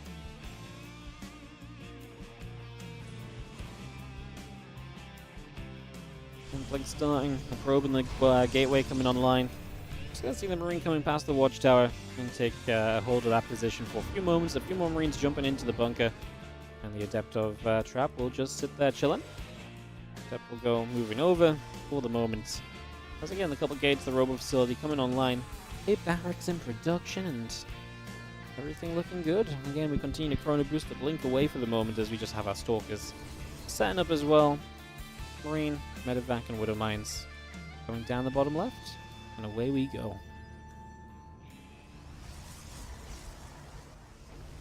Going to come boosting straight across. As we get into the back of this main base, you're just going to see Stalkers immediately here. Medevac will go down immediately. Well, Widow Mine's going to go bang, bang, bang. 3 workers go down. Going to make that a 4th worker as well. So all of those going down. 4 workers being picked up. Stalkers will just get rid of the Widow Mines as well. It's just going to knock those away. Again, the Observer coming through here from Traps. Just going to get that Obs coming by. Again, the Raven and the +1 attack upgrade coming through as we speak.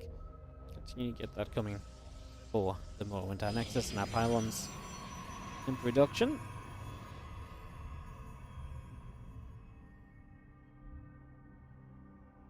Stalkers still just continue one way and another. Again, Stimmen +1 coming online. The Barracks and the Marines coming through. Refinery and a Reactor. Just getting all of this up and rolling. Again, Charge will start. Gates building. Nexus and Assimilator coming online.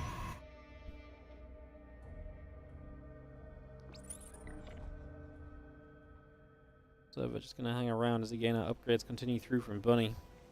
Impact Combat and +1, all the good stuff coming in for him at the moment. Just going to be seeing a couple of sentries and the charge coming online, the extra gates coming up. The Raven gets turned back away up the left-hand side, so that's going to get shunted out over in that direction. A few probes going to get back to mining.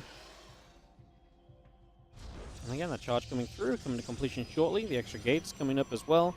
Again, with Impact Combat and +1 coming in. We're going to have Bunny getting into a very cozy position. A couple of Medevacs coming in with that. And Stalker just going to go pinging away, picking off a Marine. Chipping through that one as well. Marine has to turn around as well. Raven also still trying to figure out if there's much of an opportunity here. An Immortal comes up, a couple of Zealots building through, charge is about to complete. On the bottom side, those two Medivacs are going to come boosting over as well.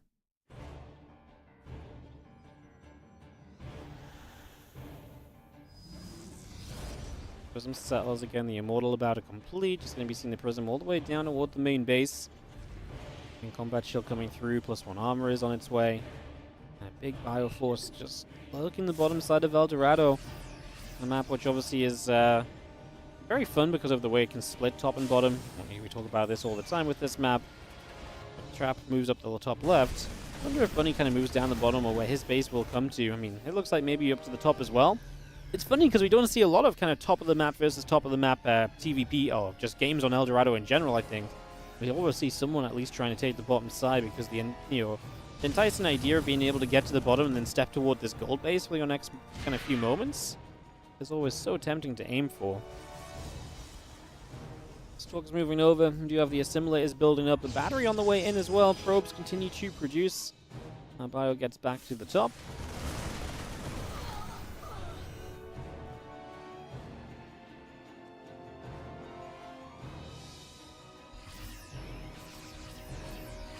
We've seen that Storm continues to Chrono Boost along, so see that coming over. A couple of Zealots are going to go swiping their way through some of those STVs. Again, Storm, Forge, Battery coming online. The Prism going to get chased in the corner. Wouldn't mind shot on a couple of those Zealots. The Prism will go down. Marine and Marauder will go through those Zealots as well. Let's just continue to fight here. Trap really thrown a lot of units at Bunny, but Bunny's doing a pretty good job of withstanding against this. Prism's gone down. A few Zealots went down. Bunny's own harassment in the form of the Raven has been shot down too, but kind of like what Bunny's got supply-wise. And moving on to the map, Storm is going to finish, and I guess that Storm is going to be a pretty big factor. With Storm out, there's a lot more that you can see some success with, I imagine, in the near future, as our Bio will take a chance just to come stepping forward to chase those Zealots away. And Armory and the Ghost Academy coming up, the extra refineries coming through, a couple Stalkers going to get jumped here as well. It's just going to see those getting knocked down. Let's chase this back.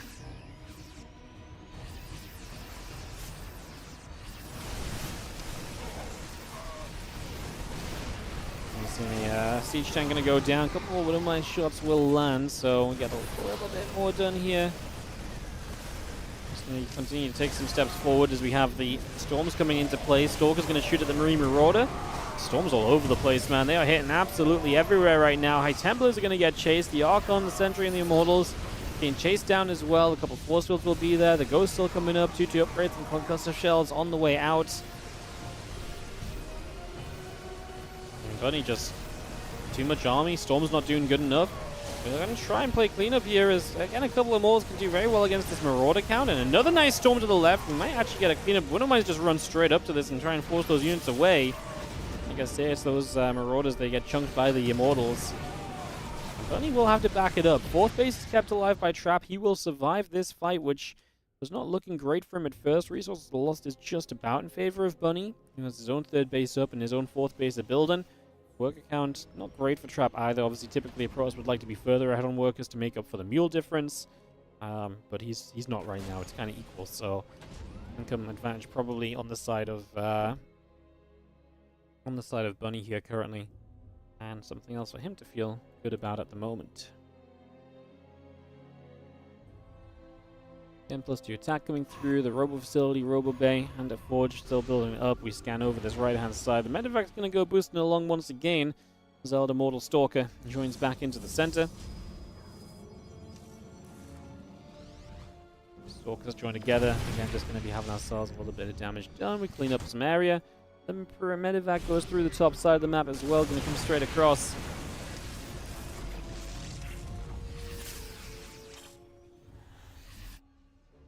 A couple of Widowmines as I think Trap saw this, so he's again some Warpins ready, looking to deal with this before it becomes an issue, so being preemptive about it. As that Medevac will go down, the Widowmine's going to fire a probe, and a Zealot gets shot down for the moment. Just going to go after that Widowmine again, clean that up. Another cannon will come into place. The rest of the army from Trap still cruising around in the middle of the map. 2-2 upgrades about to finish, +1 ship weapons a part of this. Vikings, Marines, Marauders, Ghost, and Widowmines continue to come through. We continue back over the right-hand side. Bunny We'll step back into the middle. Zealot's going to come over there. Actually going to lose the Prism, which had a unit inside. I think it just saved the Archon, and then the Prism gets shot down itself anyway, so not exactly ideal.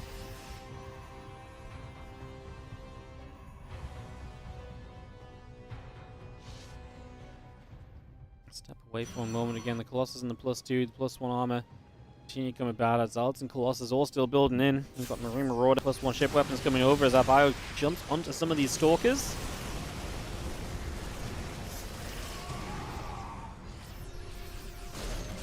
Ghost firing away. A couple of Zealots going to get shot at. EMP's going down. The Nexus, the pylon will have to cancel here. 3-3 upgrades. Continuing through from Bunny. Still got ourselves the Observer and the Zealot on the right side. A couple of Colossus coming up. I mean, Bunny's army still looking great.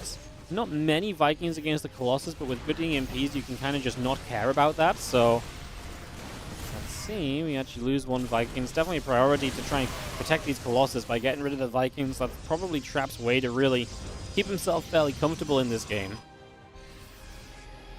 Bio and the Vikings still moving over to this left-hand side as we have ourselves Bunny just absolutely wanting to fight. He's maxed out, 2-2 upgrades, his tech is here. Like I said, the only thing he probably doesn't feel good about is a few more Vikings and he'd be feeling even better.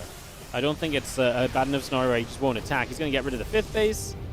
And what's fun is you back away, but you can now strike the top left, or you can come back towards this position if you want to try and fight the army. And you've got to kind of figure that out as Trap, who's not always going to have perfect information. Going to end up kind of fight here. Some of his units on the top side, but just very late to this battle as well. They're going to show up very late. The EMP is good, not letting anything really come off. There's some high tempers from the north. Not going to do anything at all. Trap just not paying attention, I don't think, to those. As he just got caught. I mean, honestly, bad fight from Trap, because he's just running in from every which direction at any point in time, and really not controlling his units as well as you would expect someone like Trap to be controlling. As Bunny, clearly, with the numbers here, is looking to close out a game number 2. And that will be GG. Bunny is going to go to a 2-0 lead as he battles his way through this TVP with convincing fashion, or in convincing fashion.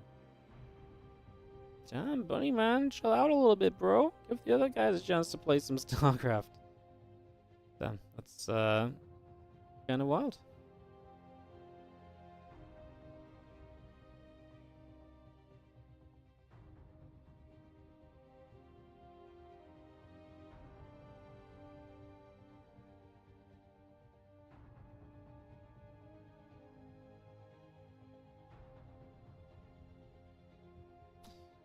All right, we'll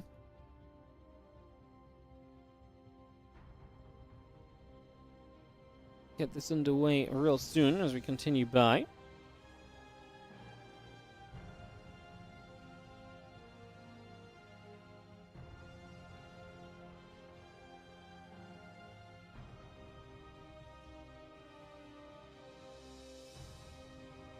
We're going to be going into game number 3 on ley lines. Trap must win this to save us. I mean, obviously you've had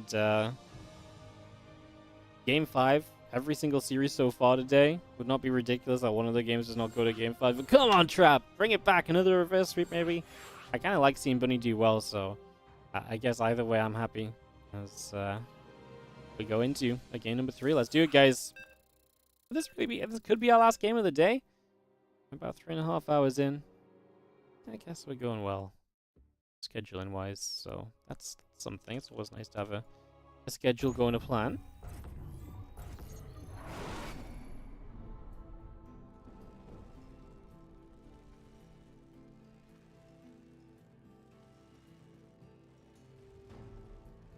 As we have in the top right hand corner, the red Terran player, this is Bunny, as we have him up 2-0 in this best of 5 series, now entering ley lines against the blue Protoss. In the bottom left corner, Trap.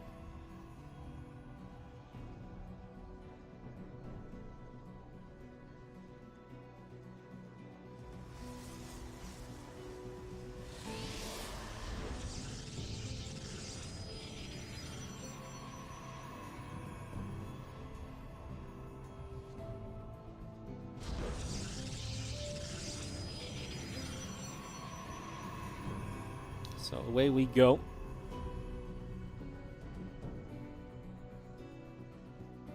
Into this one as a probe. We'll start out by moving across towards the upper right-hand side of the map. So just going to move over here for a little bit. Get set up, get going. Cracks coming through, gateway coming online. Probe in production. This will take a few moments at the start of game number 3. We're going to nibble at that SCV, so just going to get some damage done for a little bit as well. And yeah, going to force the second SCV to come over. We'll nibble that one, but not for too long. Now Reaper starts on the barracks. And another SCV goes to the low ground to build the command center from Bunny in the next few moments.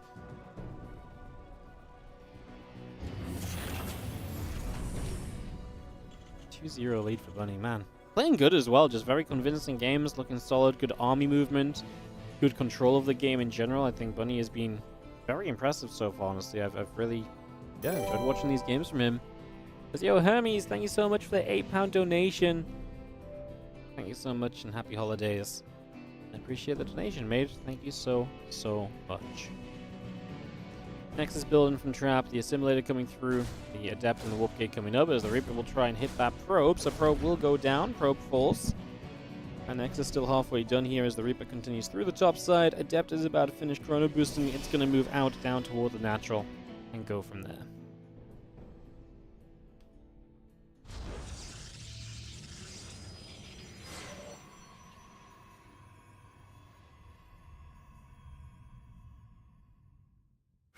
Here comes our adept from trap as you will get across the map to try and put some harassment into play.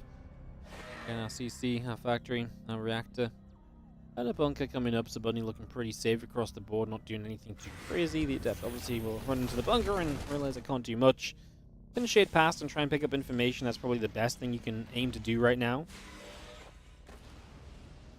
Adept will shade again. We pull back a little further. Twilight Council is going to start on the natural. And the Reaper just continues to move on through. As again, the couple probes coming up, the blink is coming over as well. So we get all of that up and running.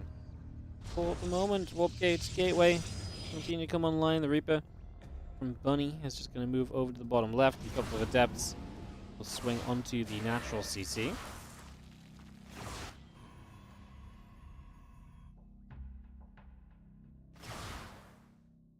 I can't mind from this for a few moments, but it's nothing unordinary. Just see trap moving into that blink play, so try and set up with that to start us out. As yeah, just gonna be using the medevac, the marines, the barracks, all continue to come through. That starport building the medevac. Factory drops down the tech lab. A couple of widow mines are gonna move over. Widow mine actually did grab a kill, so one of the adepts went down to that. And as the medevac pops, we can widow mine drop. So we'll see if Bunny can see any success on this in the first few moments as he boosts across towards the far left-hand side of the map right now.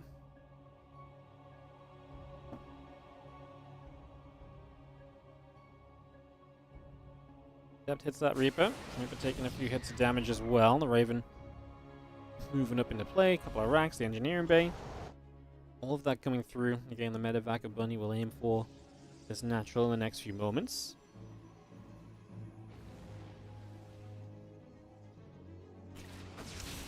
One widow mine, two widow mines getting burrowed up. The Stalker's going to take some attention. We're actually going to lose a Stalker right off the bat. So one Stalker goes down. And we warp in a couple more Stalkers, and they're going to go after the widow mine as well. So we'll continue to chase.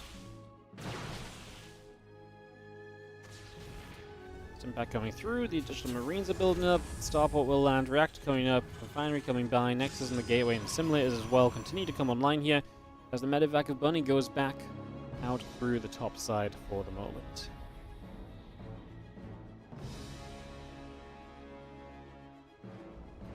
Still blinking in the main base. The Marines are going to be in position, but I mean, Marines don't typically do super well against Stalkers. Now they don't have forever to micro, and we actually will have the blink back to move away there, so pretty good job so far from Traps. Don't lose Stalkers. We had blink available and we lost one.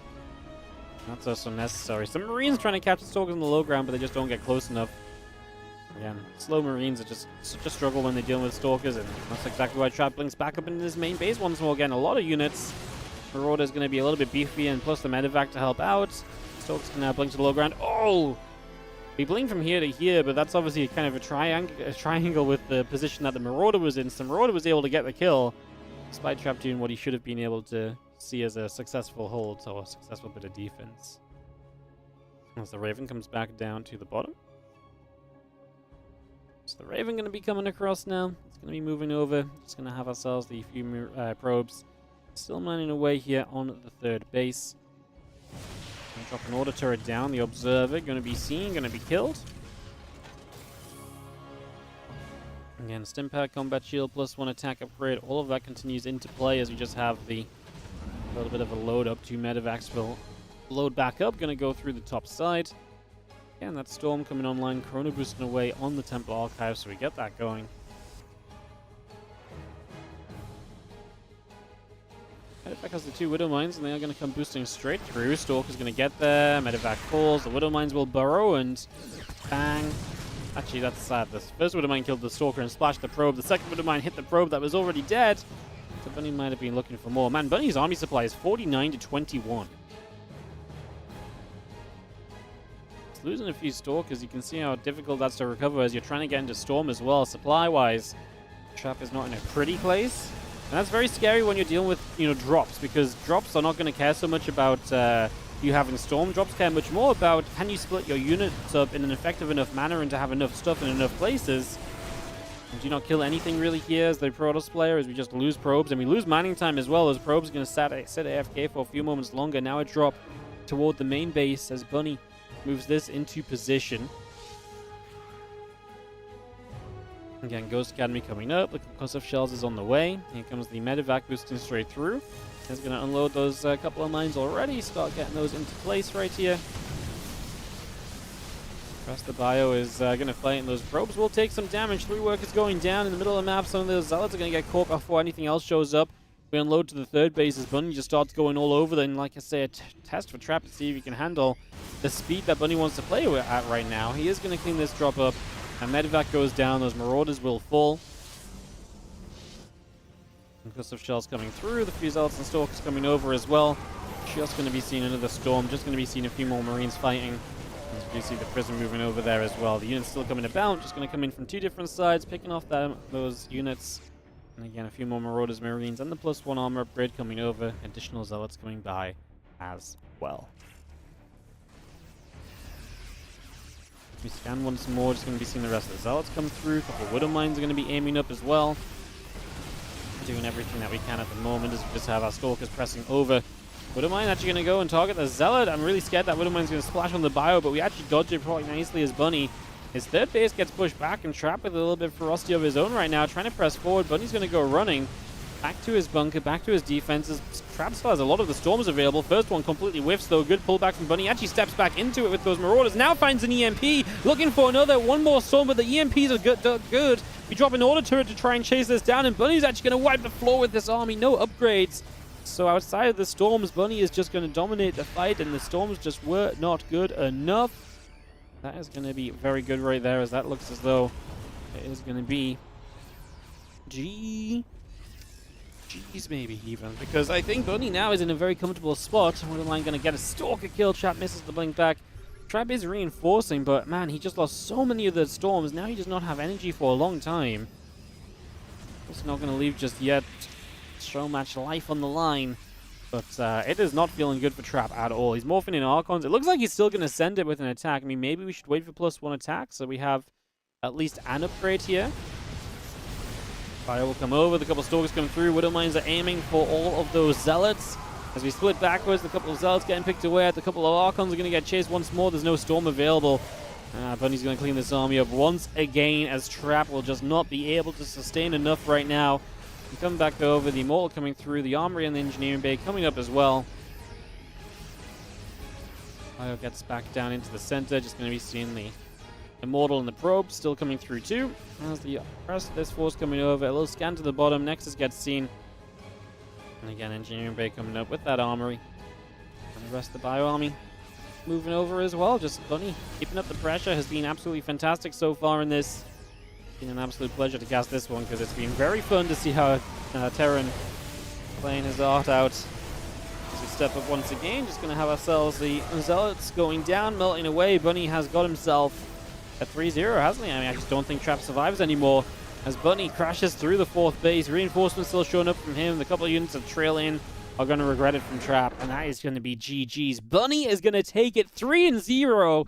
We do not get another 5-game series, but we have a very dominant series from Bunny and a very fun one to watch because of how Bunny plays.